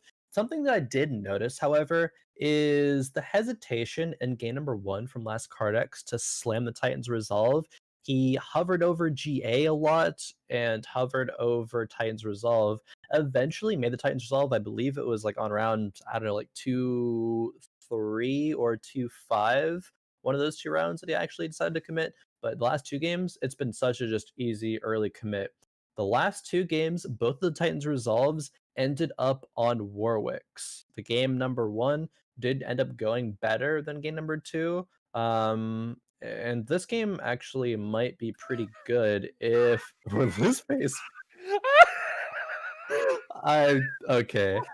Kardax was like feeling himself. He was so just like in the zone. Like, yeah, this Yasuo scouts sees another one. It's just instantly just gone, just full change. That was so good. Actually, I love last Kardax. Watching him is a treat. That's why I'm so happy we can like see them when Yeah. when we play, and like that moment was we've been there. Like we have all felt that. Yes. Any mech players from back in the day, you know exactly what Last Kardax just felt. Blade Master players, you know exactly what Last Kardax just did. Oh, that Oh was man. funny. Thanks for that, buddy. That was hilarious. But That's good. Ooh, maybe. Oh, okay. Close to winning that round there. Last Kardax. Man, what an entertainer. But also a great TFT player as well. Great combination for this game. you too, just so you know. Um, Thanks. I was unprepared for that, but thank you. you're welcome. It's so funny. I work with people who I'm pretty sure are allergic to positive reinforcement, right? So again, I've just been really aggressively nice recently, and it's been Yeah. hilarious. No one is used to it. Anyway, story time over. You can tell that we're getting a lobby 3 and 4. This always happens with us. 98 HP for Kardax. You're feeling pretty good about that. You're not feeling good at that. You might hold hands on duelists. Would you sell the Yasuo at this point? You Uh, got better items. yeah, not at this point. You can wait and see what happens. I think by no means, I forget who he scouted that had it as well, but it didn't look like they were in a position that they were gonna like definitely commit by any means. So they might end up selling first. You're okay. You don't have to roll it down for this Yasuo very early. You can make this work with itemizing other units and just eventually finding the Yasuo 3 later on into the game, not just on level 5 or level 6, right? Like it's still very possible. You do okay, it was Squink, and you do see Squink with a couple other duelists as well. There was a Jax on the bench, Xin Shao on the board there. But still, I think with Last Cardex right now, you can still proceed forward, albeit maybe just a bit wary, a bit cautiously, and just making sure that you constantly stay aware of what Squink is doing. There's probably not going to be a round that goes by where Last Cardex doesn't look at Squink's board. Oh, stressful games of TFT. I mean, when you're playing Ari, when you're playing Eve, and when you're playing the duelist with someone else. Like the thing about duelists is you only really find success if you're the only one running it, and you can pretty much guarantee most times that you are like 80% of the time, but not today. As if Kardax was expecting it, we wouldn't have gotten such a wonderful moment. Yeah. On the stream, and they're both doing okay now, right? And that's expected. Duelists have, I Ooh. think, the quickest start. Like if they were in a track race, the gun shoots, I think the duelists would probably get off the blocks first, right? Yep. But they're usually not the ones that finish first. And so we'll see where this goes, especially since they're splitting units. We're going Warlord for Squink right now. I did get a little hint that maybe that Titan's Resolve likes to go on Katarina as well, but we actually don't know where these two duelist players will end up. One will most likely Mm. finish as a duelist. The other will most likely finish their seventh, sixth, seventh, or eighth. Crazier things have happened though, and we might see two Yeah. duelists in the top four for the first time, I think, in months. So even if Squink wasn't going the route of Yasuo, there was just a free Yasuo that they could have bought in the last shop that wouldn't have cost them econ. So at the very least, you like quote unquote, grief flex Cardex there just because it, puts them behind a bit more, even if you're not going to commit to the tier 3 yourself. So Squinks, either way, doesn't look like they're going to be committing to Duelist, at least not with the Yasuo, Yasuo 3. So they probably just pivot off of it entirely, go into something like an Ash or a Jin, it looks like, with these items right now. But there still are other options more than just that. Spat there. They don't want to sell the kindreds or the other duelists right now, which makes me think, okay, they sell one kindred, which I like that. I think getting to 30 or to 50 gold here, excuse me, and finding the Jax 2 on top of that is huge. I don't even think this needed to be a level up to 6, but I can understand why Squink did it because they want to protect the win streak really, really bad. And they're even rolling to protect the streak, right? They can fit 6 duelist in. They would have to sacrifice 3 warlord though, and I don't know if that's worth it.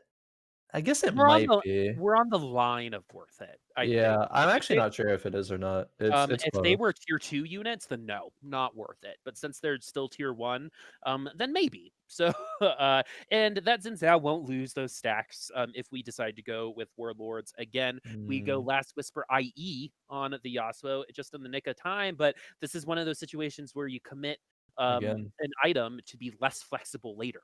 yeah, Right. So we don't have that for yeah. any potential spat plays a little later on. If we picked up a belt, for example, we could have maybe pivoted into warlords or harder. You could have gotten a duelist spat maybe potentially later. Will This is interesting for Squink. It's deja vu right now. Yet again, a player not only commits the level up to 6 on 3-1, but committing a full item as well and still loses the round to level 5 player. It happens again. Squink not going to get to 40 gold this round either. Like, Squink could have been in such a solid position. I mean, they still are in a good position, right? But it could have been an even better position if you just don't level up that last round. Make sure your econ is going to be as high as it can be. Because you're still going to be strong with this comp, right? It's not like it's going to be weak if you don't level up. It's just not going to be quite as good. So Squink preserving some HP here because this Yasuo will definitely win the round. However, no win streak, and you're not going to go on a lose streak either. So the econ has been sacrificed for HP. I am more willing, I think, to say HP is almost more easy to sacrifice than gold, especially at this point in the game, right? What is more valuable, HP or gold? I think you can make an argument for both, but if you're Squink at 92, you got a little bit of you're playing with house's money, right? So I think you can maybe sacrifice some HP to get even stronger, but we're so around this 50 gold. We were coming up back up to 50 gold to fit in our 6 duelists, and now we're kind of stuck here until we can level up again. How quickly are we going to get out of this? Because if we do fit in a third warlord, I mean, our Xin gets much stronger, our Vi gets much stronger, and we might be able to win out even more rounds. And thank goodness we actually put in that Kaisa, because Kaisa's probably one of the more direct counters to Annie in the game. But Oh, Teemo, yeah. Teemo, almost. Yeah, the blind's pretty good. But speaking of who had that Teemo there, and Enzos there is 36 HP on stage 3 carousel. That is one of the lowest HPs that I've ever seen at this point. Losing every round to nearly every unit, it looks like, besides the Yep. last round. That means we need to play some more games together, Khroen. So if you want to see someone truly open fort still to this day, there's nothing better than losing to like one of the first 3 NPC rounds and winning a lobby, right? So you Yeah. can type, I lost to the NPC round, or I lost to Krugs, by the way. Um, Oof. as you leave that lobby. But yeah, Squink in first place. Where is Kardax? Not in second. And I think that goes to show again just how you can split that power. And Squink has been hitting those duelists. We got the tier 2 Jax, we got the tier 2 Yasuo Chosen, tier 2 Zen, which is actually very important.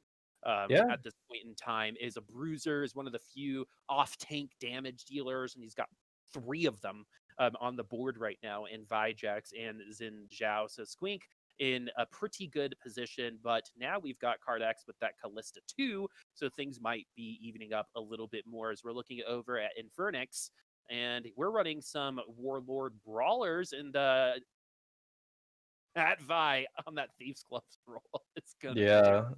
Oh my That's god. funny. That's like a Warwick right there almost. Kind of dream items minus the Oh, runes. But oh man, this damage is so where did that comp go?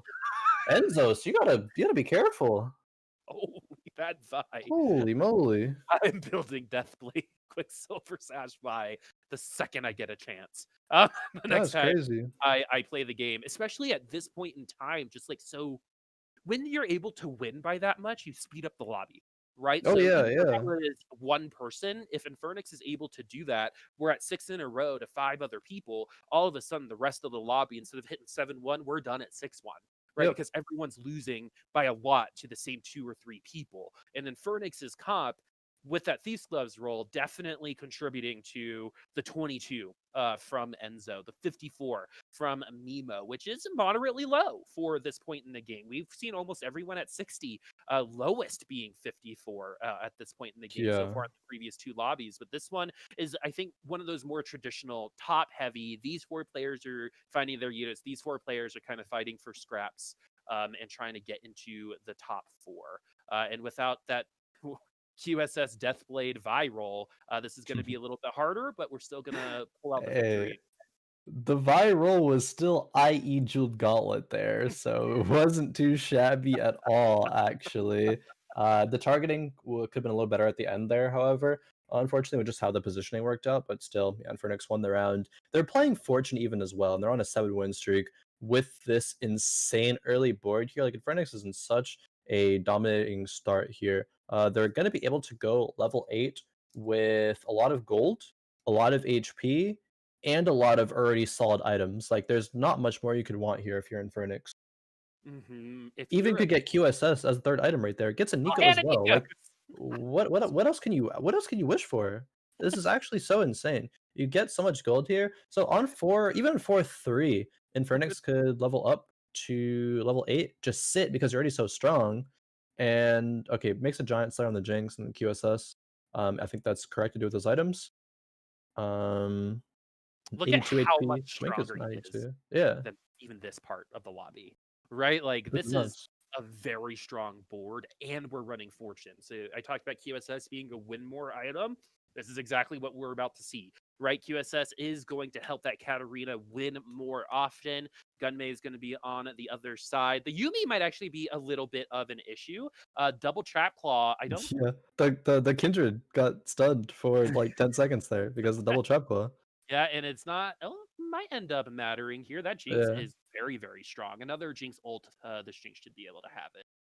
Yep. Yep. Takes out the Yumi. Yumi is the most annoying unit there, just dashing around, healing everyone up with the Janus shields as well. But yeah, Jinx 6.2k damage there.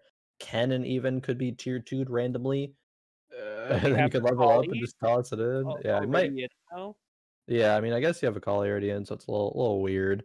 But I think just putting the cannon in instead, probably just better. I guess you lose 2 assassin, but It's not eh. the biggest deal in the world. I mean, Yeah. the cat's only tier 1 anyway. And didn't even, kill the Kindred through a singular ult. We're gonna put in I believe that was a Nunu that made it onto the board, hitting 4 brawlers. So we're carry Vi right now is what we're playing. This Vi, the other ones have been doing a lot of damage. This one is gonna be moderately tanky, but I actually think the damage rolls are much better for the Vi in general. And this Jinx though is the carry and Oh yeah. has been doing a very good job so far. The fact that we have a completed carry with those items at, I think it was 3-7, right? It's pretty fast. Yeah. So, and Infern1x knows exactly where they're going. Those items can go on to Ash, for example, or any auto attack based Yep. carry at the end of the game. Yep, a level up here wouldn't be too surprising at all. And yes, the level up will come through. The Ash will be bought, but what do you put in right now? It's probably just going to be, I guess, an Aatrox. Probably the best single unit out of any of these. Enzos has stabilized, although they're at really low HP. They're doing better than Mimo. Mimo has been in such a dominant position for the last 2 games at this point, but this game is just the complete opposite here. They are maybe going to even fall before the Raptor rounds come through.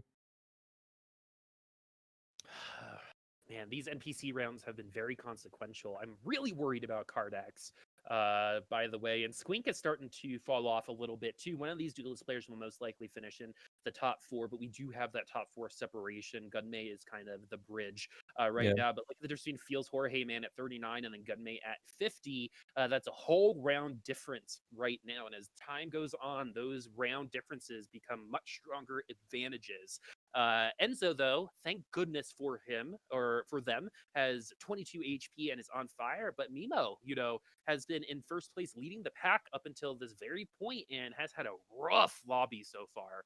Not feeling great about that. Been really looking liking meechygnarko's play. By the way, the pivot is probably the best pivot we had seen in a bit. Nothing will ever beat the greatest pivoter of all time, which is New Mana. True.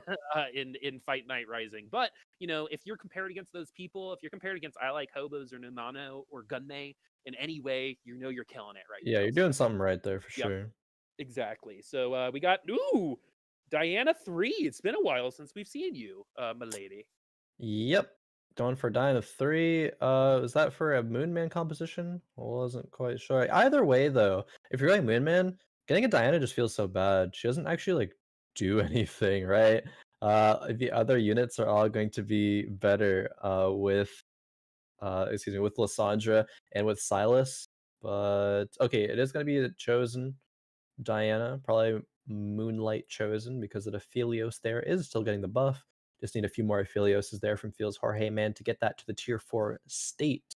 Still going to be too Dude. weak for now, though, and there's not going to be a lot of time left to get it Oh, because Feels Jorge Man takes a huge hit there, 14 damage. I don't know if you saw, but that tier 1 Lux was doing just fine against that tier 3 Diana, even Yep. through an ult. That's the fall from grace that character has had.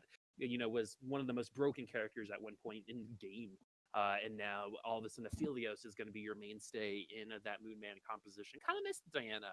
Is going to be in the set in 4.5 as a spirit assassin, which is something Yep. we don't have in the game right now. I've actually been kind of liking it so far, especially when you can give attack speed to your assassin.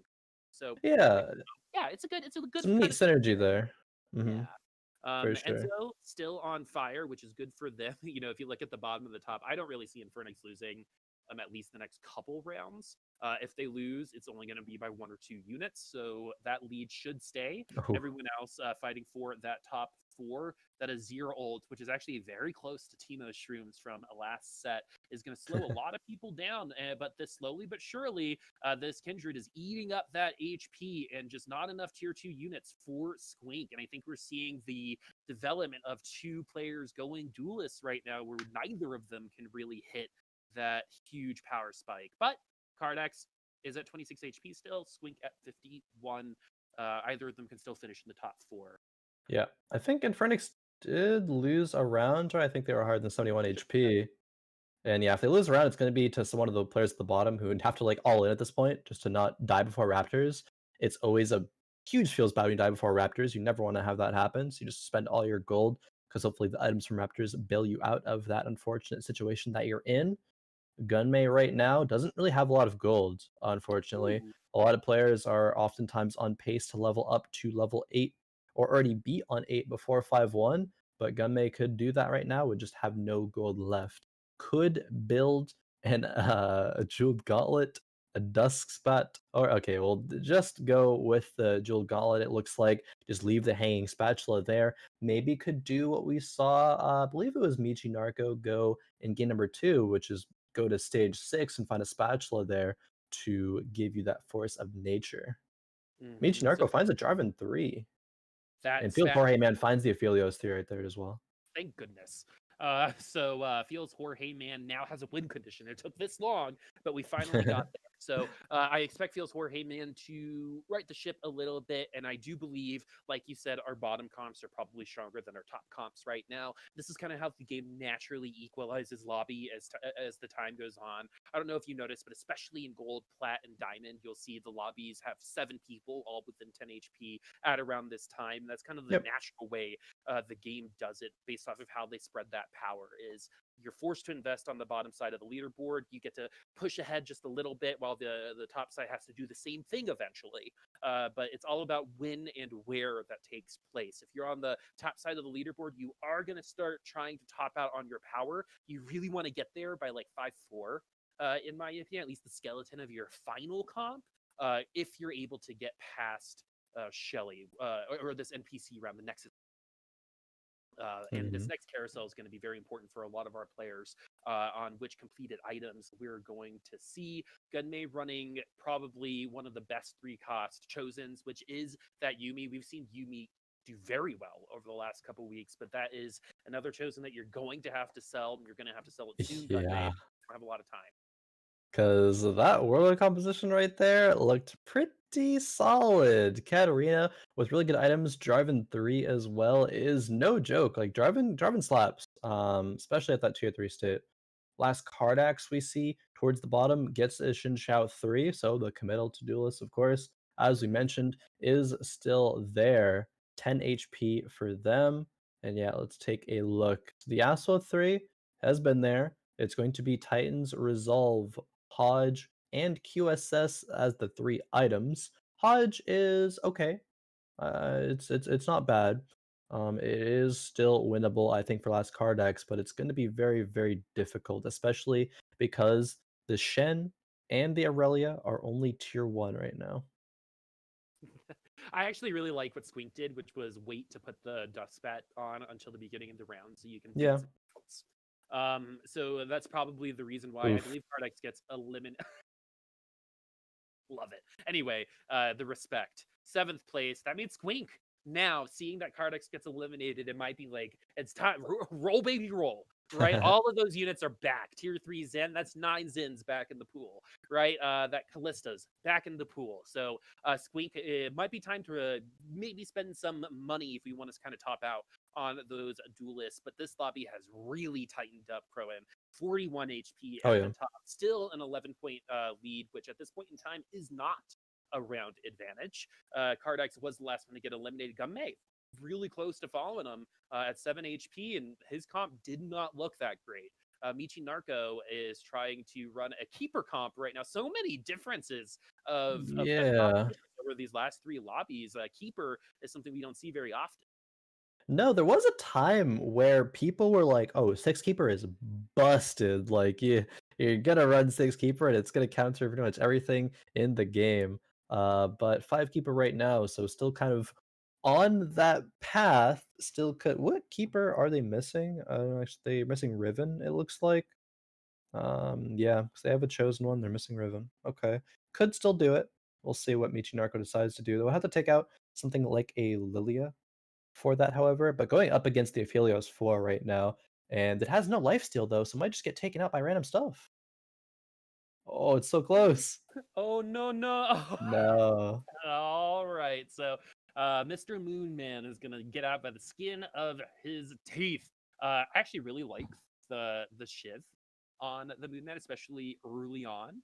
But that is going to start falling off. Shiv, by the way, got a huge buff on PBE just recently. I think it links to 5 or 6 units now, which is a lot. Oh, wow. Yeah. So meechygnarko now trying to free up some economy to pick up some 5-cost units. This is where you get kind of trapped in some decision making, because when you hit level 8 with no gold, right, you kind of start bottoming out. The air gets taken out from your kite, or whatever example you want, which is you're going to be trading 5-cost units for each other instead of just hoarding them.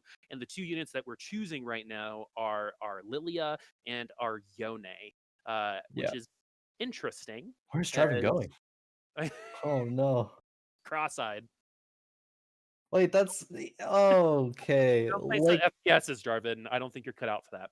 that was insane. Jarvan walked around the whole board to the backside, didn't even get to ult off before he died. If Jarvan just ulted when he like usually would have in the fight, actually could have been a win for Michi right there, which is so bad because now you're only on guaranteed 1 life going to stage 6 here. So they might end up getting a bottom 4 because of that. That pathing was so doomed. Especially since we've committed almost all of the damage of our comp outside of the, we have 2 Yeah. carries here. That's it. So, and it's Mhm. not what you would normally use. Jarvan is not a normal carry when it comes to these games, but since we went keeper, that was the best option. I don't believe we have a Riven right now. Nope. Yeah, so Still these no Riven. keepers are just like your general keepers with your chosen. So we don't even have the strongest keeper, and those items could go on Riven once we have them. Once we have a Riven, but that Riven is a mystery right now for Michi. Yeah, Riven's mystery. Not even gonna try to play for it at this point. Just playing the 4 keeper, putting a Yone 1 on the field. It doesn't give any other synergies, but I guess buffing up with the keeper shields is gonna be more than just the Yone shields naturally. So that's why we're seeing that positioning there, as opposed to getting the exile. It is going to make Aatrox though not have any shields and barely get the pull off before he falls over here. Gotta Actually, get the love, Zillion ult, dude. gotta love the zillion ult on the Sand Soldiers, friends. Always Oh feels boy. good. It Yeah. is gonna happen this time around, and wow, what a fall from that was quick. From the top to the bottom. Gets Oh, lucky. Gets okay. lucky. Fourth place, 1 HP, and our two duelist players don't even finish in the top four, and that is why Kardax reacted the way they did. And we have our Yeah. top two all of a sudden. And remember, I was like, there's no way we're hitting 7-1 based off of how the rest of the lobby went. And again, power levels came much earlier on this lobby. The damage that means came much earlier, and now the game is going to end a little bit earlier because of it. So 18 HP for Infern1x, 22 for Enzo. Enzo, I believe, is on like a 6 to 7 game win streak at this point in time. Two Yeah. fully stacked ribbons. That's absolutely terrifying. What else absolutely terrifying is this chosen Ezreal Elderwood even that's on the board now for Infern1x. That's going to be doing a lot of work there. The Ashe is still alive, and so is the Yone. Enzos loses the round there, which yeah, that checks out given what we see on Infern1x's board here. But there's still one more round to go. I don't even know if there's anything Enzos can do. I think they're actually just like hard countered by what Infern1x has right now. Um, Especially the double chalice dusk kindred there. yeah, Double Chalice is going to buff up the Ashe and the Ezreal super, super hard as ulti goes through. Is going to, I believe they have Dazzle, right? Because they do have a Lux as well. Yeah, it's actually so hard to deal with. Yone, Divine Yone as well, with 3 items, Yone too. Well, and the thing about Ashe too is you're like, oh, well, nothing scales damage wise with AP, but the attack speed does. So once we Yeah, actually see these arrows start pushing themselves out, look how quickly those arrows pop out. Khroen already over 120 damage on that death blade. This is looking pretty easy so far. yeah, Last Ezreal ult should lock this in, and this is going to be a lobby win for Infern1x. 3 different yeah. lobby winners today. Yeah, there's been a lot of variation when it comes to performance in these first 3 games. We'll get the scores updated for you all in just a few moments here. But my, what a change of events from what I was expecting coming into today. The Kardax salute felt real fitting in last game when he, I believe he lost, what was it, in 7th place even? Mm, Kardax got? Yeah. Wow, and a look at how these scores are shaping up here. Even Enzos, who was towards the or not towards, but was at the whoa. bottom in last game, is now just a couple points behind, maybe getting a Yeah, fifth here, which won't get you much, but you still could theoretically make your way into the top four if you're Enzos right now. this really just goes to show the day that we've been having where Enzo's has a second place and is in last right Yeah. now. And that usually doesn't happen, even with an eighth place on the board. We've seen many people hit eighth place and win a lot and win a fight night, right? They, of course, have to win a lobby to counteract that eighth place, but it's not out of the running. Enzos is pretty far behind, needs to finish at very far ahead of Infern1x and Gunmay. But Gunmay, like, unfortunately, Gunmay has a historical precedent of doing, which is starting off very strong and then Yeah. slowly but surely kind of falling off as time goes on. It happened last week too, and it almost cost him a top three. He won the 3-way tiebreaker Yeah. after the first tiebreakers were over. So it was very, very close, and Gunmay kind of in the same position right now. Yeah, it did happen last week to Gunmay, and it did historically happen to Gunmay, but I think on average, as of late, Gunmay has shifted away from that habit a little bit, and they have had a bit more consistent performances throughout the whole 4 games. So hopefully Gunmay can bring it back here. The rest of this lobby, though, like meechygnarko is actually our leader going into game number 4. So we have a couple of, I guess, curses on the line here. Maybe the 3-week curse for last Kardax, but also the game 4 curse for our point leader. That is another one that I know you love pointing out a lot Yeah, of the time, Boop.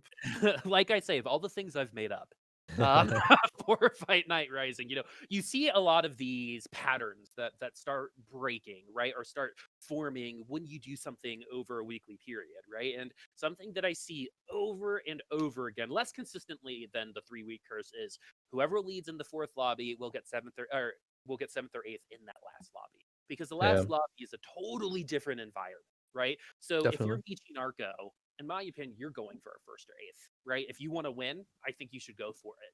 And in that risk, 8th place is part of Yeah. it. And so sometimes they Yeah. go for it and it doesn't work and they find themselves in 8th place and that's feels bad. But uh, hopefully for meechygnarko, I love when new players come in and just like take names and take the W, right? Like kind of like last Kardax did on his little bit of a streak. He's not super new, but a newer personality for Fight Night Rising, and I'd love to see exactly, if we get to interview someone like, meechygnarko, how that Yeah. eve came about, where that eve went, and how it feels to be, the last ever set for Fight Night Rising winner. We still have one more lobby to go. Yeah. meechygnarko is in the driver's seat, but it can still be pretty much everybody except for our Ensos right now. Yeah. I want to take a moment and highlight what you said. Actually, if we can go back and look at the scoreboard really quick, I think it would help.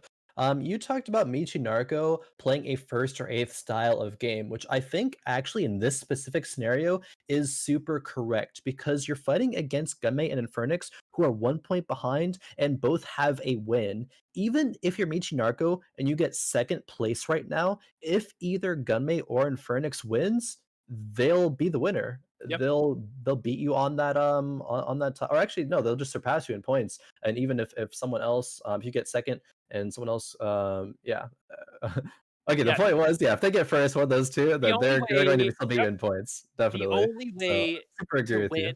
right now, if you're those three players, is to win this lobby. That's the Yeah, yeah, easiest yeah. way of doing it. That's how you control your own destiny. And you don't really get those opportunities in TFT, right? With 8 people in the lobby and 4 different lobbies to go through, very frequently you'll find, okay, I need this person to get 7th and I need to get 4th at least. And you have to do the calculus involved, which we are notoriously bad at. So we're gonna we're gonna stay out of it. But what everyone who's leading right now knows is, hey, if I win, I win, right? Yeah. Like there's no question about it. So that's why another reason why that first or eighth mentality I think can be very, very, very good for you, especially since the way that this lobby goes, you're probably not gonna get eighth, right? You do have a little bit of some wiggle room. Even if you do get eighth, the rest of the lobby can format itself in a way that you still get top 3.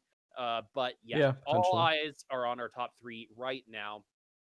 And it's been a very weird day for people like Mimo, who got last and second in the first 2 lobbies. Enzo's getting second and then last in the last lobby. So Yeah. a lot of spread results.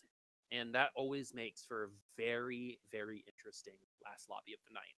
I'm actually really surprised that Memo got eighth in the last game because it seemed like they were playing the first 2 games with like just such a practiced, consistent, like methodical play style. That's just like I'm going to make sure I play just such a strong early board where my HP is hard chilling. And so sure, some games Mhm. happen where like you can't do that, but in those cases you just gotta play for the econ and then spike later on.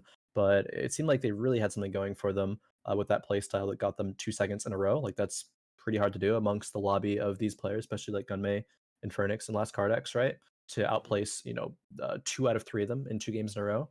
So I think they can very very well bring it back here in this last game. If they win and the other 3 have poor placements, they still could find their way into a win. I think it is still possible. But yeah, this game, there's a lot riding on it for a lot of players here. It's a bunch of them passively level up to Hey, 4. Bonky Kong. Look at that. We were talking about it for so long. Actually, not bad. Ever really to start out with. If you know you're gonna run like an RC Oh, based comp, all then right, it's do it. time.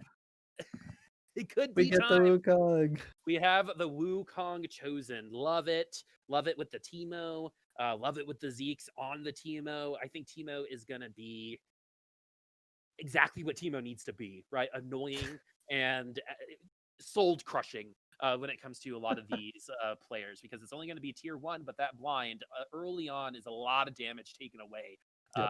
Especially since, in that 4 seconds, that's 2 auto attacks, right? And you don't really get that many auto attacks in the early game here. So Yep. definitely helping out, and a big reason why we actually top fragging during that Yep. round. Top damage there is the Tito, and I think it is on the back of not only going to 4, picking up that Vanguard or the Divine Chosen Wukong, but also slamming that Zeke's on there as well. I don't think would have happened without that. So Hmm. huge. I love that item. in the early game. A lot of players, I think, do prioritize building it, and if you don't, you should definitely consider it. It is super flexible. It gives you the advantage early, Yep. and it's good throughout the whole course of the game here. Moving over to Consistent. Gunmay's board, though, already have Fortune. And to piggyback off of that just a little bit longer, any of those Yeah. spread stat items, I think Locket's probably the worst of the three, but Zeke's and Chalice also. Chalice, very good slammable item, right? Oh, yeah, In the early definitely. game, you're giving three people stats rather than giving one person a ton of stats. And there's a reason why almost every pro will slam a Chalice or slam a Zeke's Yep. in the early game, because a Zeke's is going to increase the damage of three people, right? You could have gotten a Giant Slayer, I believe, in that sense, and that's going to help Teemo maybe, right? So Yeah, it's but also more versatile. When you get versatility and consistency, that's a moneymaker right there. And that's why those items, well, not flashy and not like a Rage Blade, which I think is probably the biggest bait for new players because they just want to see people attack fast, right? While these kind of less flashy items are so strong and probably will always be pretty strong in that sense. yeah. Definitely. See the Rage Blade there on Gunmay's board. And yeah, as mentioned as well, we have the Fortune going on a 2 loss streak. Gunmay is still, he's not going to be the weakest with this board, right? He has the chosen Garen Vanguard, which, I mean, will probably lose to meechygnarko over there with the Silas chosen, but still, it's going to pick up some wins eventually. It's going to kill a couple of units off every board, so you're not going to be super, super low like we saw. Who was it last game? Super, super low really early. Enzo, I believe. Yeah, Enzo's. Yeah, you're right. Ended up getting second. So, That's was crazy, actually. Yeah. was at 22 HP, I think, for most of the game, which is Uh actually huh. nuts. But Gunmay going to be in last place, which is expected for a Fortune player. The way that Gunmay is playing this particular Fortune is the barely losing Fortune. I've lost the battle, but not the war Fortune player. True. And exactly, right? I Um, lost the battle, but it's making me more likely to win the war. Biding my time, even taking exactly. tactical defeats, tactical sacrifices. Getting a whole generation of TFT players addicted to games. Fortune. Oh no. It's fun. It's so much fun. Anyway, Gunmay is trying to have fun with it, but it's probably going to be a little bit more stressed to start things out, especially as the top three is not guaranteed right now for anyone. And that is going Yeah. to put the whole lobby on notice. And where we kind of see each other after 3-1 is going to, I think, give us a little bit more information than usual, because the nerves are going to be here. The fatigue is going to be here. The decision making we've seen in fourth lobbies gets a little shaky sometimes. People start playing things they're not used to. People start forcing things a little bit harder because they're like, I know this is good and I'm trying to win. And so a lot of different intangibles can definitely happen here. And Gunmay trying to avoid all of that by saying, you know what? I'm going to lose. I'm going to make that predictable. I'm going to lose, hopefully by not by more than a couple units, cash out, and work my way back up. Gunmay's level 5 shop was real interesting there, and he actually is going to pick up the Ash and the Cassiopeia along with the Thresh there in that shop, and it looks like he's even going to cash out the Fortune right now. Yeah, so we're going to make back a bit of that gold. Cannot really sell up to 10 here without sacrificing too many options. It's kind of greedy, but okay. It is 2 gloves from a 3 loss streak there. I think you just slam them Me too. if you're Gunmay right Let me now. tell you a little bit of a story real quick. Yeah, Um, go for it. so a couple weeks ago, I got to play in a tournament. Was the lowest ranked player remaining, just BT Dubs in the third round. Made it 3 rounds out of 5. Anyway, so Pretty uh, good. one of those games, this exact thing happened to me, and my team comp was awful. I'm gonna admit it to you. It was really bad. A Lux Chosen came up in my shop, and I was like, you know what? I'm just gonna put a Thief's Gloves on because that's 2 items potentially, right? Pretty For this good. Lux Chosen, I hit 4th because of that Thief's Gloves, and it settled my comp. It helped me settle that HP and my nerves too. It's just Thief's Gloves will always find value. You might get a bad Yep. roll, but it's always gonna give you something, right? And items like that don't come around every day. Thieves Gloves could have been the difference between winning and losing this round. And since we already won after cashing out on Fortune, I may have wanted to put it on, but there isn't really a Thieves Glove holder on the field right now, unless you Yeah. slam it on someone like Nunu. It, it look forward to selling them a little bit. Yeah, if they're going to keep a similar board to what they had when they cashed out, probably would have spent it on the Katarina. But looking at this board, it's like, yeah, you don't want to put it on the Nunu because you might end up actually keeping the Nunu for a long time. You obviously don't want it on the Ashe because she needs specific items to carry, and the Garen already has one. Tom Kench, sure, like you could, but it's not really going to do much on Tom Kench. A You know lot of what? items just like won't get value. Pick up a Vi. Pick up a Vi. Put Yeah, her on sure, Vi. pick up a buy. That actually would be perfect. We have another glove and a sword and Ooh, another sword. okay. Okay, Deathblade right now on the Ashe.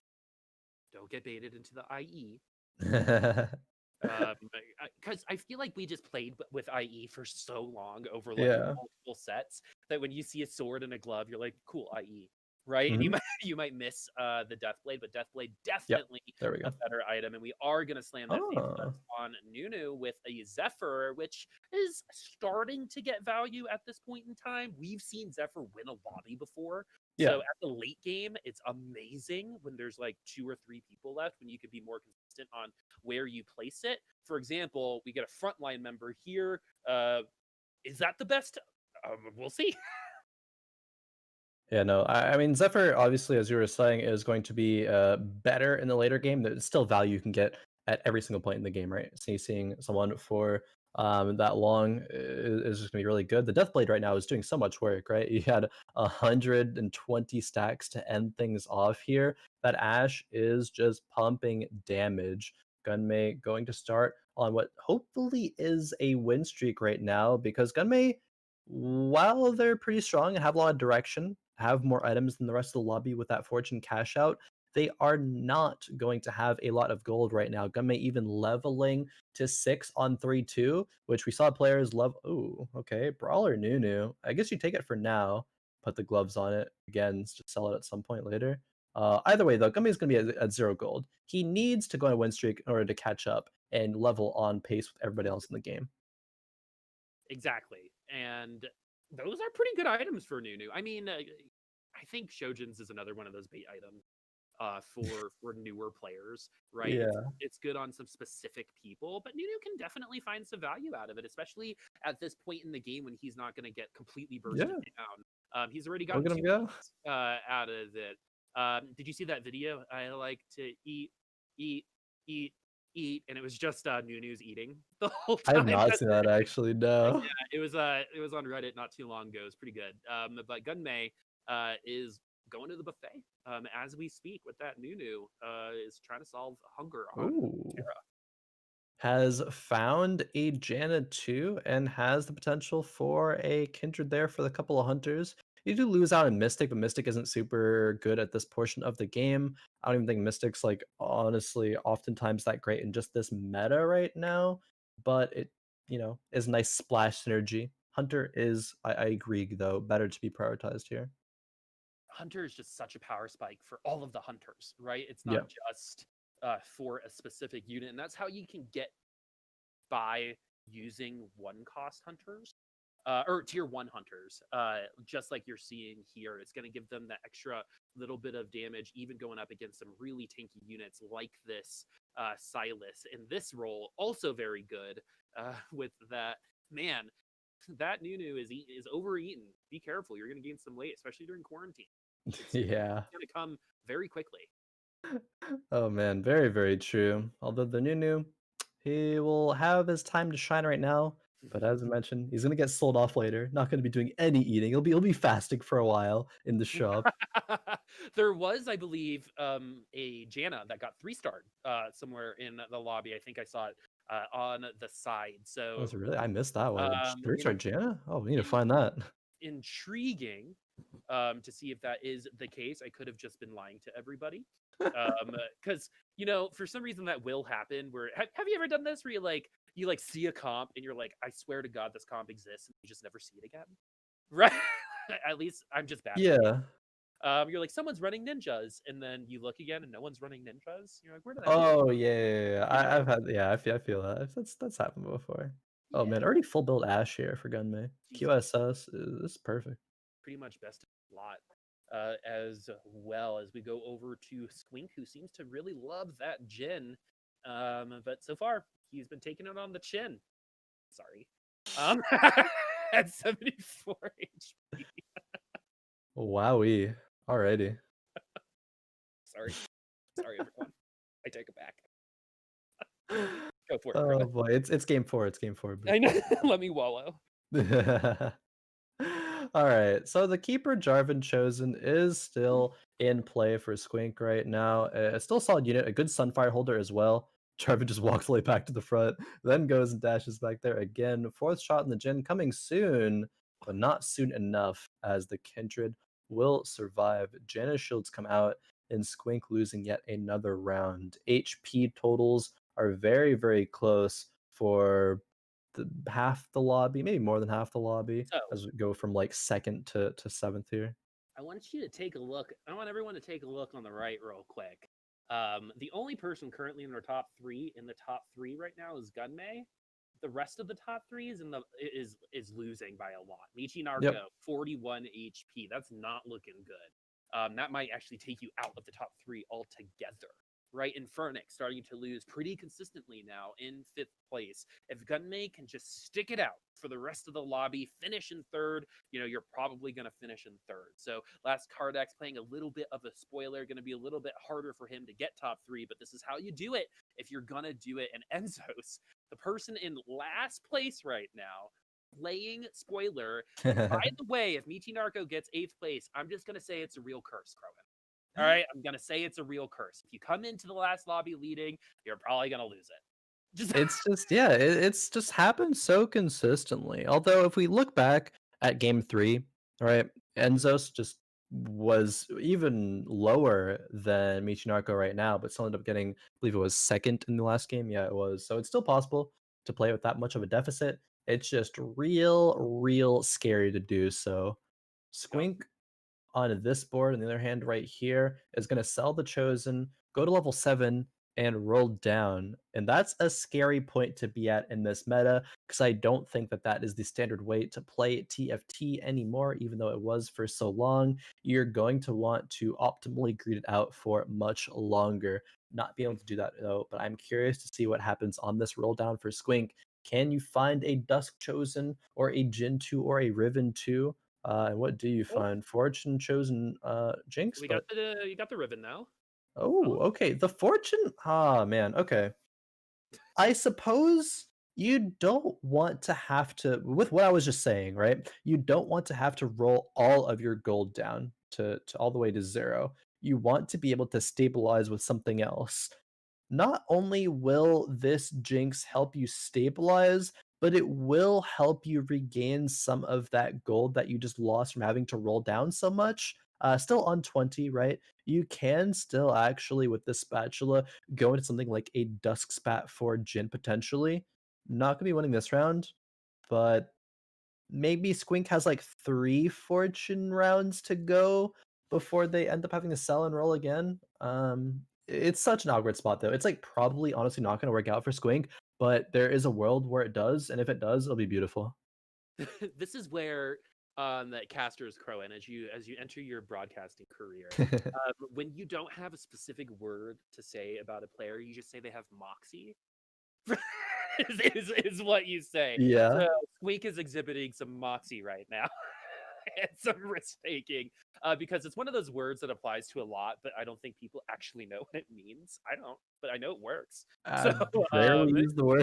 I Maybe know, I'll right? take We you up use on the it. word the yips more than we use moxie. So True, you taught me that one. yeah, I know. meechygnarko has a little bit of the yips right now. But Squink, with that Jin will most likely turn into a Dusk Jin, but we're not seeing that committed because, again, we probably aren't going to increase our power level by a lot. We actually might have won that particular round with the Dusk 4 comp, but we're still slow playing it a little bit. We have Fortune online, so that's a perfect loss for Squink. It's just like you don't really see people enter Fortune at 4-1. Right? Yeah. That's where things become a little, that's where the Moxie is showing up, you know? Definitely. It's very ambitious. The word moxie, I mean, yeah, it applies here for sure because you're in a bit of a rough spot, but it's a bold play. If it works out, it'll be great for Squink. The front line is still very poor, right? The only real frontline unit you have right now is Sylas 2, and there's no brawler buff to make them even tankier. there is 2 items on the Riven, but again, it's just a Riven 1. These next losses hopefully are still going to just be by 1 or 2 units. Might be by a bit more than that looking at how this round's going right now, though. Yeah, just a bit. Just, Yeah, 7 just a units tad bit. there Yeah, instead. just a tad bit. A little sprinkling of some extra units. Yeah, About 7 of them. Uh, from that's okay. Enzos there. I still Enzos is so support you. strong. I still support you. Squink Yeah. now. Yeah, Enzo is very, very strong. And the reason why they still get to stay on the top is they got to play with HP at 100. Right? Mhm, and Like they're that level is 8. that yeah, that's like Scrooge McDuck in his money chamber. At that point is what Enzo's is doing at that moment in time. That's how much extra health and probably money economy they had. So the way that you play is going to be very different if you're Enzo versus if you're feels Jorge man or Michi right? Because what Enzo's needs to do is try to stay in the top 4 for the rest of the game, right? You've developed Yep. enough of lead to probably hit top 4 anyway, right? It's almost 40 HP between first and third, right? Gunmay killing it right now. You're happy with that. Third place is up for grabs at this point in time. It's going to be nuts. But if you're Enzo's, you got to start playing with your HP at 100. So you got to lose streak to 87, right? Which is like not that much. And if you're able to hit, some people are able to hit in those 2 couple rounds, you get to start going back up at 87 HP. We might end up seeing Enzo's dominate this particular lobby, or we're going to see him get down to like third or fourth and try to come back that way by hitting level 9 and getting that 5 cost chosen. Squink felt the pressure there, rolled it down, and was not rewarded for it. No Chosen, no Riven 2, no Jin 2 either. This loss, while it's not as bad as the previous loss, it's still going to be rough and put Squink on probably 1 life left. Maybe you can lose to 1 unit and be fine, but losing to as many as you lost that last round, it's going to be Oh, pretty doomed here. Squink has to keep rolling it down, but only 15 gold left to do so with. oh, was that a double roll? I I'm think I might have seen double roll there. Anyway, not sure.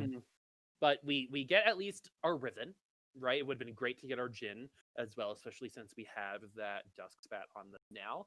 5 Dusk, moderately awkward, but that means this Riven is going to be doing a lot of damage. I mean, this is pretty much the only way we get a little stronger is Jin 2. I mean, that's a pretty substantial buff there. But we're looking at an Ezreal with a Morellos right now for meechygnarko, and that's probably why we're seeing Meechy stabilize a Oh, little bit. And a good thing for Meechy this particular round that they're going up against Squeak because that Ezreal cut through their True Shot Barrage to literally nothing as yeah. meechygnarko has stabilized 4th place. I mean, maybe they were getting a little, maybe the curse was getting a little weak there, and we're not going to get 8th place now. I like it when I'm wrong, but still, you got to be able to perform through 4 of those lobbies, and meechygnarko right now is showing that you can go all the way down to something like 26 HP and do just that. We don't have the world's strongest composition right now, but we definitely have the skeleton of a composition become the strongest the lobby. We'll see Yeah. here very, very soon.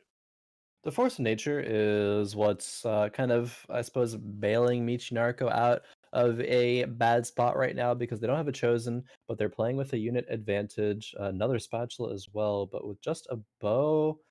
Ooh, okay. Oh, another bow. That is kind of awkward. Gonna be leveling to 8 though, 30 gold to roll with. Ash 2 needs to be one of the things that's found.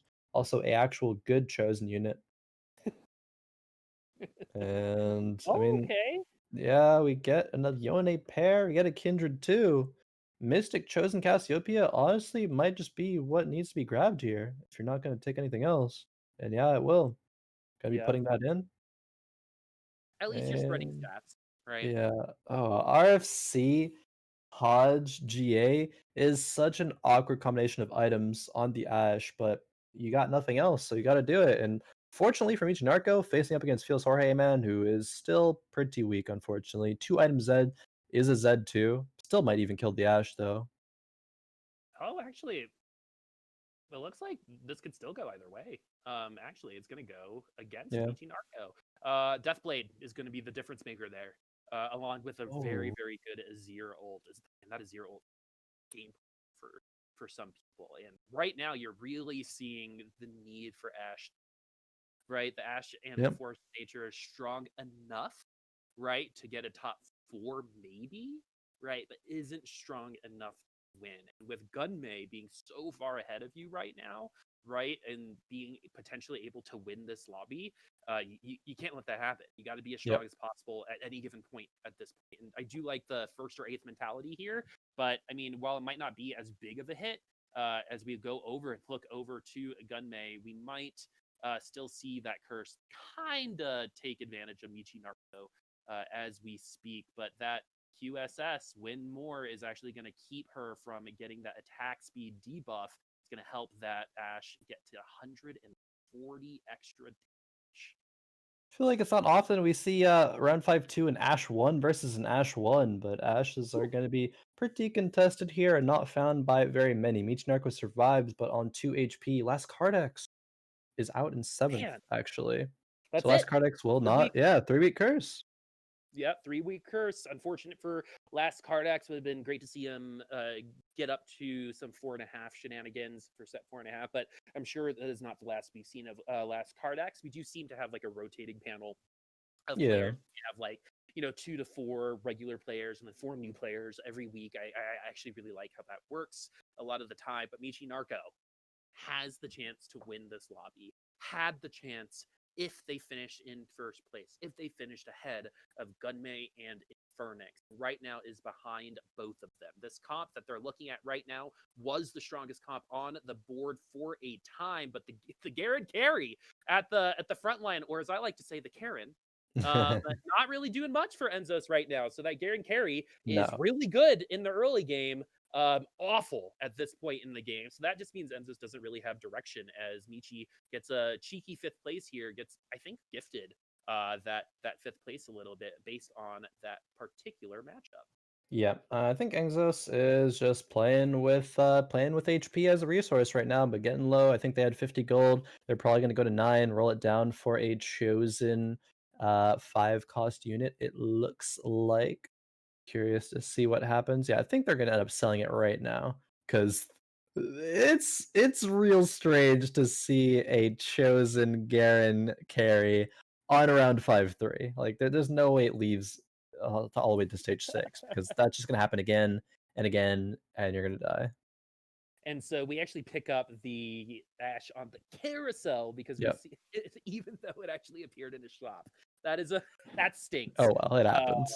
Well, I mean, ZZ Doesn't Rot, really matter. Yeah. yeah, and ZZ Rot's a pretty good item, so you're actually you're feeling pretty okay about that. We're gonna put in some spirits to help our hunters. Yeah. Anytime I hear spirit, I think of Bring It On the movie for some reason. Cheerleaders. Um, you got I can spirit. make the Tell me connection. why. It's just the name. And they attack faster. That's my brain works in mysterious ways, Khroen. Hey, We I can see the connection. It's not too far off. preach. Will this Ashe with the Hodge Rage Blade be able to cut through a lot of this front line? The answer is no. Meechygnarko is going to survive another round as this lobby. Oh my goodness! Outside of Gunmay is within 13 HP of each other. Yep. Gunmay looking like the favorite by far right now to take this game and to take this whole fight night. Again, the last fight night of set number 4 before we move on to 4.5. But we still have a few more rounds to go. But yeah, we're probably not making it to stage 7 in this game. 4 people even are probably one shot before we get into stage 6. Michi hanging on by a thread, and the Ash 2 is going to be a huge difference here. Still going to be against Gunmay who has an Ash 1, but And double to gauntlet set though. that's usually like what you see in solo queue, man, and it's going to get bursted down almost immediately. But if this set gets any ult off, it's probably going to take down at least no units. At least no at, units. at least no units, as Meechygnarko is going to sneak into 4th place, and all of a Memo. sudden, our top 3 is in the top 3 right now. So whoever wins the lobby, or top 4 right now, so whoever wins the lobby out of these 3 people will win the day.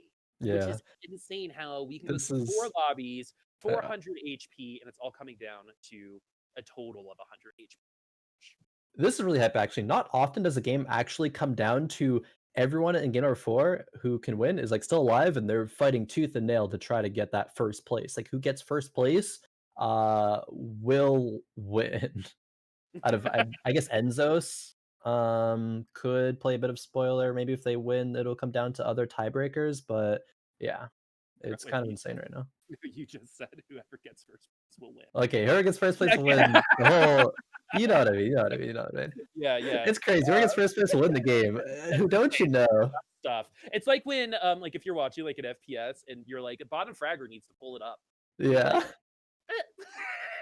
It happens. It happens. It happens. Trust me. You're just going through like the broadcast experience right now. Meechygnarko at 2 HP and a dream. You know, it kind of reminds me of like when like Mufasa was hanging off the cliff and you know one finger goes off and then another finger goes off. And right now he's holding on just by like one finger barely. And all it takes is one loss for Infern1x and meechygnarko, but the team comps are getting so much stronger. That true shot barrage is going to be better than meechygnarko's true shot barrage, but the damage is over at meechygnarko because of that Yone. So that's going to be a at least third place. We're on fire. 2 HP. This is stressful.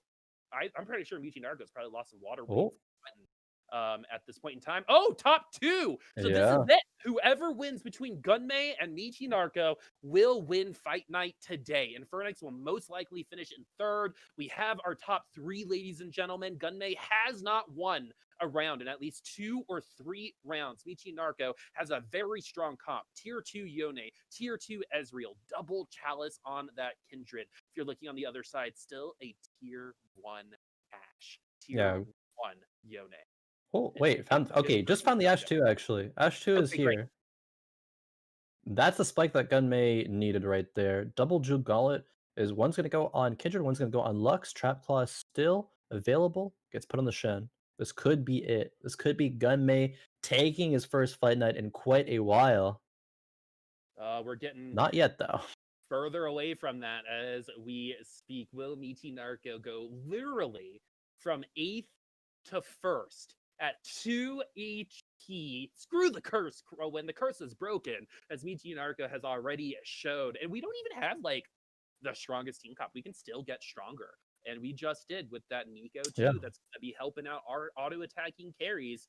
And we've already seen not Neeko, Neeko 2, that Yuumi 2, which we've already seen win rounds out based off of a last minute heal or more attack damage, bringing those ultimates a little bit more attack speed, bringing those ultimates a little bit quicker. And this Dazzler is actually going to be pretty nice against that Ashe. Great reposition for that Lux as well if that ult comes off.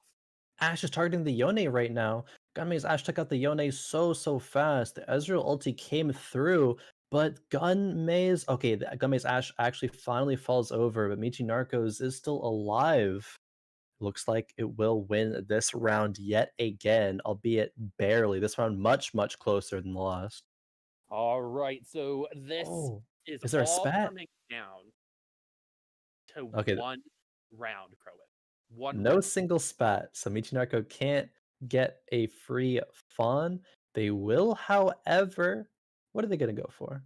Elderwood spat? Okay. Not really needed, but I guess not many other items were either. Yeah. Could just take out the new, however, I suppose. That's not bad. Could just put in the Lilia. Gonna be putting in a Shen though for to Adept. I think there was a QSS on the side of Gunmay's board though for the Ashe, so I'm not sure it's gonna be. Yeah, there's a QSS there. Of course, still on every other unit is pretty high impact. Elderwood giving stats to the Yone still pretty good. Needs to move that Shen. Okay, it does just that. All right, Boop. This is gonna be it. The last fight of set number 4 for Fight Night Rising. Ladies and gentlemen, it doesn't get any closer than this. 7 HP versus these two last players who happen to be our top 2 players in the final standings. It's going to be Yone versus that Ashe, and the Yone is going to get into that back line, and it's going to be the red Yone falling first, but it looks like Gunmay is actually going to pull this out. And is it going to be Gunmay winning out on the last lobby, leading the entire time? meechygnarko gets second place. Gunmay will win fight night in what feels like forever, friends. Always the bridesmaid, except today. It is your time to shine. Get gussied up, friend. We're going to interview you here in just a second, but amazing game. 400 HP in 4 lobbies comes down to 9 and 2 HP and 1 round to determine our winner. And it doesn't get any better than that, especially to say goodbye to a set. That was awesome. Especially, that was so insane. I thought, man, meechygnarko played that game so well. To go from solo HP, making the correct decisions, correct scouting positioning to win nearly every single round except the last one, where Gunmay expertly bided his time, used his HP as a resource, got every upgrade that he needed, barely, and then narrowly edged out the win. Like, the fights were getting closer and closer each time. It went from meechygnarko dominating the fight to, oh, this was close, meechygnarko still won, to, okay, now it's time. Yone 2 for Gunmay. He dominated the last fight and just played that game phenomenally. There's no, there it is. Gunmay, 29 points, 1 point victory over meechygnarko, and Infern1x taking third again. So Infern1x will be invited back. We'll see them for 3 weeks in a row. Last Kardax, though, the victor for 2 weeks in a row, going out in the 6th end of the day here, but I'm sure that is not the last that we will see of them. No, not at all. Very impressed. If I were to take anything out of this, I think meechygnarko's play was very clean. Love the way that Gunmay played that last lobby, leading from the very beginning. You actually don't really see people lead for that long in a lobby and then end up winning it out. It equalized there at the end, single-digit HP for both players, but I think it was a positioning advantage in the end for Gunmay. The Yones had different values, and I think Gunmay had a little bit more from there. Yeah, I believe we'll have an interview with Gunmay right now. Perhaps, Gunmay, are you with us already? I'm here, Khroen. What's up, baby? Hey, what's up, Gunmay? It's been long time no see. Yeah, that's what I'm saying. Yeah, no, it has been a minute, but great to have you back. As you had your break from fight nights, but good to see you back and dominating once again as you've found your first win in a while. Just I want to start off by asking you, how you felt with TFT, getting back into it. So you're taking that break. Like, what does competing yet again mean for you? Are you taking it like super seriously? What's your mindset going forward in TFT for you now? Well, basically, like, because of Corona and stuff, like, I started working from home after leaving TFT, so it was like kind of awkward. I was like, okay, well, now I have this time anyways. I'm not like fully back, I wouldn't say. It's just more that like I have time, so I'm playing because I enjoy the game, and I obviously enjoy competing a lot. Yeah. The EU competitive regionals and stuff like got announced today, I believe. Yep. So like, I'm looking forward to trying to compete and like qualify for that. We'll see how it goes, obviously, and how much time I can commit to it, but I'm looking forward to it. I want to play for sure. Quick question. Do you think that mindset's actually why you performed better over the last couple weeks, which is just like you're doing it for fun? There's not that pressure of, this is my career and I've got to get this done. To be honest, not really. I think the last 2 weeks, like, I've been really emo for not getting first, because I feel like I should have gotten first both weeks. Last week was like the most tilting tournament maybe I've ever had. I was losing my mind. Like, the game 2 last week when Veigar, like, I put in Veigar with like a blue buff or something, or like a Ludens, and it failed cast 5 times in a row. 5 different fights. I was like losing stage 2 like 8-0 every time, and I'm like, bro, what's going on? But no, this week I went in with it like, because like you guys know, I'm very hard on myself when I lose. You might remember doing GSS, for example, and stuff. It's like part of my motivation, but it's also like a double-edged sword in that like, it helps me improve fast, but it also beats me up really badly. And this week, I just decided to go in with like the mentality of, you know what, if I lose, no one's gonna die. It's fine. And honestly, I went like a bit more relaxed into it, and I felt good. I didn't feel good on ladder. I ran down like 200 LP doing my my 10 last games before set 4.5. Appreciate it. Yeah. Basically, late Christmas present to US ladder. So Yeah. I Hey, I but mean, yeah. took that LP from you, I hope. Go for it, Khroen. I was gonna say, speaking of, set 4 coming to a close, I know set 4.5 is on the corner. That's gonna be what people are gonna be competing on in the future. Have you got a chance to, play it? What are your impressions of it? Just your initial first thoughts on set 4.5. I've been playing some of it. I'm gonna practice tomorrow for the PBE tournament this weekend because like the last patch happened today, I believe. I think that's the locked patch. Yeah. So I didn't want to like practice too much for like something that's gonna change anyways. I just wanted to get like used to the units. I like the units a lot. I like the changes to Brawlers Vanguards, even though Brawlers were really broken for like 2 days. Like I think the idea of making them like more viable longer into the game is really cool. Same with Vanguards. I feel like it didn't hit the mark with Vanguards as much. Yeah. It's only like when you go into like 8 and have this like Exodia build where you like have Mystics, Vanguards, everything, nothing dies, not 3, like shit like that. Like then it's pretty cool, but like other than that, it's not that great. I like that they added a 5-cost AD carry finally in Samira. I've been asking more for that for like 3 sets. Because I like going fast 9 and like when you get stuck with like double BF sword start and you're like, okay, well I can't go 9 because there's no carries on 5 or like 5-cost pool anyway, so like I'm gonna be weaker. So but I like the units. I will say that I feel like the visual clarity of some of the abilities is hard. Like I feel like the fights are like just exploding everywhere and I don't know what's going on. Maybe I'm getting old. That's possible as well. I know, man. I was doing the same thing. Like, I said the exact same thing when I was watching. I was like, am I like being honest with myself, or are my eyes just bad? Yeah. I feel like I have so many fights where I go like, oh my god, this fight is so good for me. This is going so well, and then like one Samira ult and like something else happens, and I'm like, I is dying. I'm like, what happened? Yeah, it's like what? Okay, it's sick. I guess sure, like that happens. Yeah. I don't know. But I do like I would say what do you call it, Lucky Lanterns or whatever they're called. Those are really cool. I love the dice. I think the dice is the best addition to the game in a long time. Probably since like I hope they like keep it in like a Nico type item in the future. Yeah. I wish they could make it into a consumable somehow. I would like that because the application you have with that item is so cool. You can use it at pretty much any part of the game. I like items like that where it's like you can use it in the early game to do a certain thing, or you can wait till the late game to accomplish something else. But yeah, for sure, it's still the same item, right? And that's like the coolest part of it. Same thing with Chosen. So my last question to you is: we're moving off of set 4. You're going into set 4.5. You've already told us what you think of it, but in terms of where you're going competitively, how good do you think you're at set 4.5? Like, do you think you're going next week?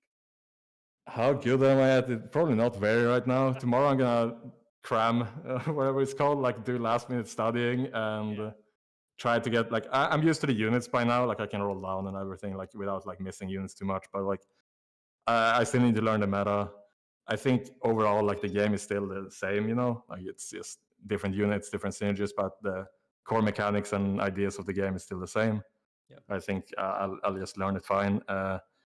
As for like where I'm going competitively, we'll see. I want to compete and like try to qualify for EU regionals. That's the main goal, and we take it from there and see what happens.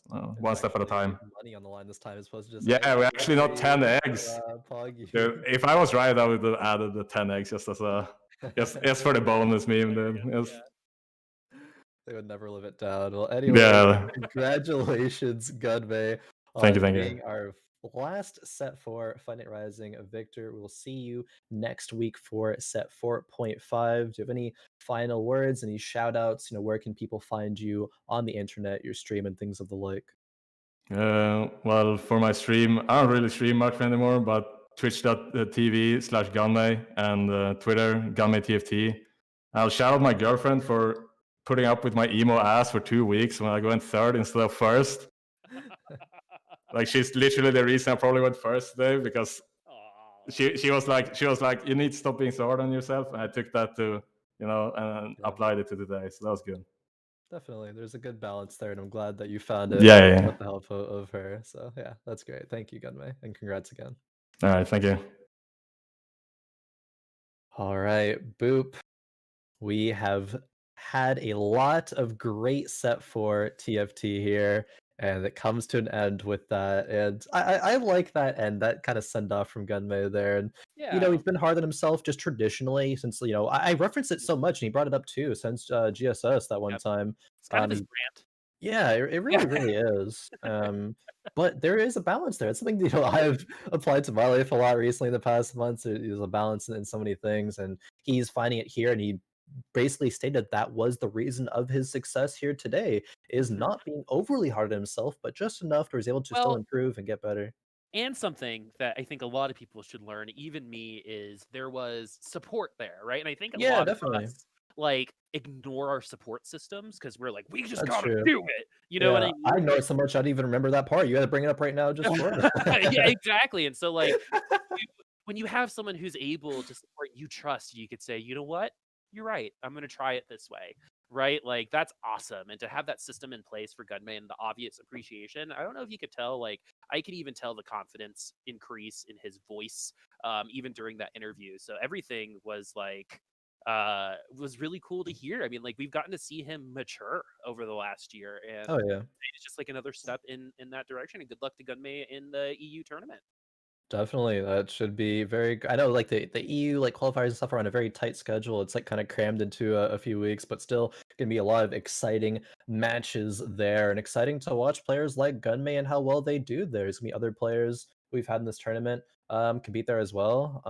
So just, excited to see how it goes, but Mhm. that'll be it for set 4 for us, Boop. Any final words for set 4 before we, sign off here? I am not done with set 4 Ooh. because on Monday we have the Giant Slayer Oh, qualifying yeah, NBA true. regionals, and yours truly will be hosting that time around, and I'll be with Mr. Bryce Blum, Esports Law himself, perennial third placer at Fight Night Rising. And so we will be taking the mic over on Monday. I believe that is at 8 Eastern.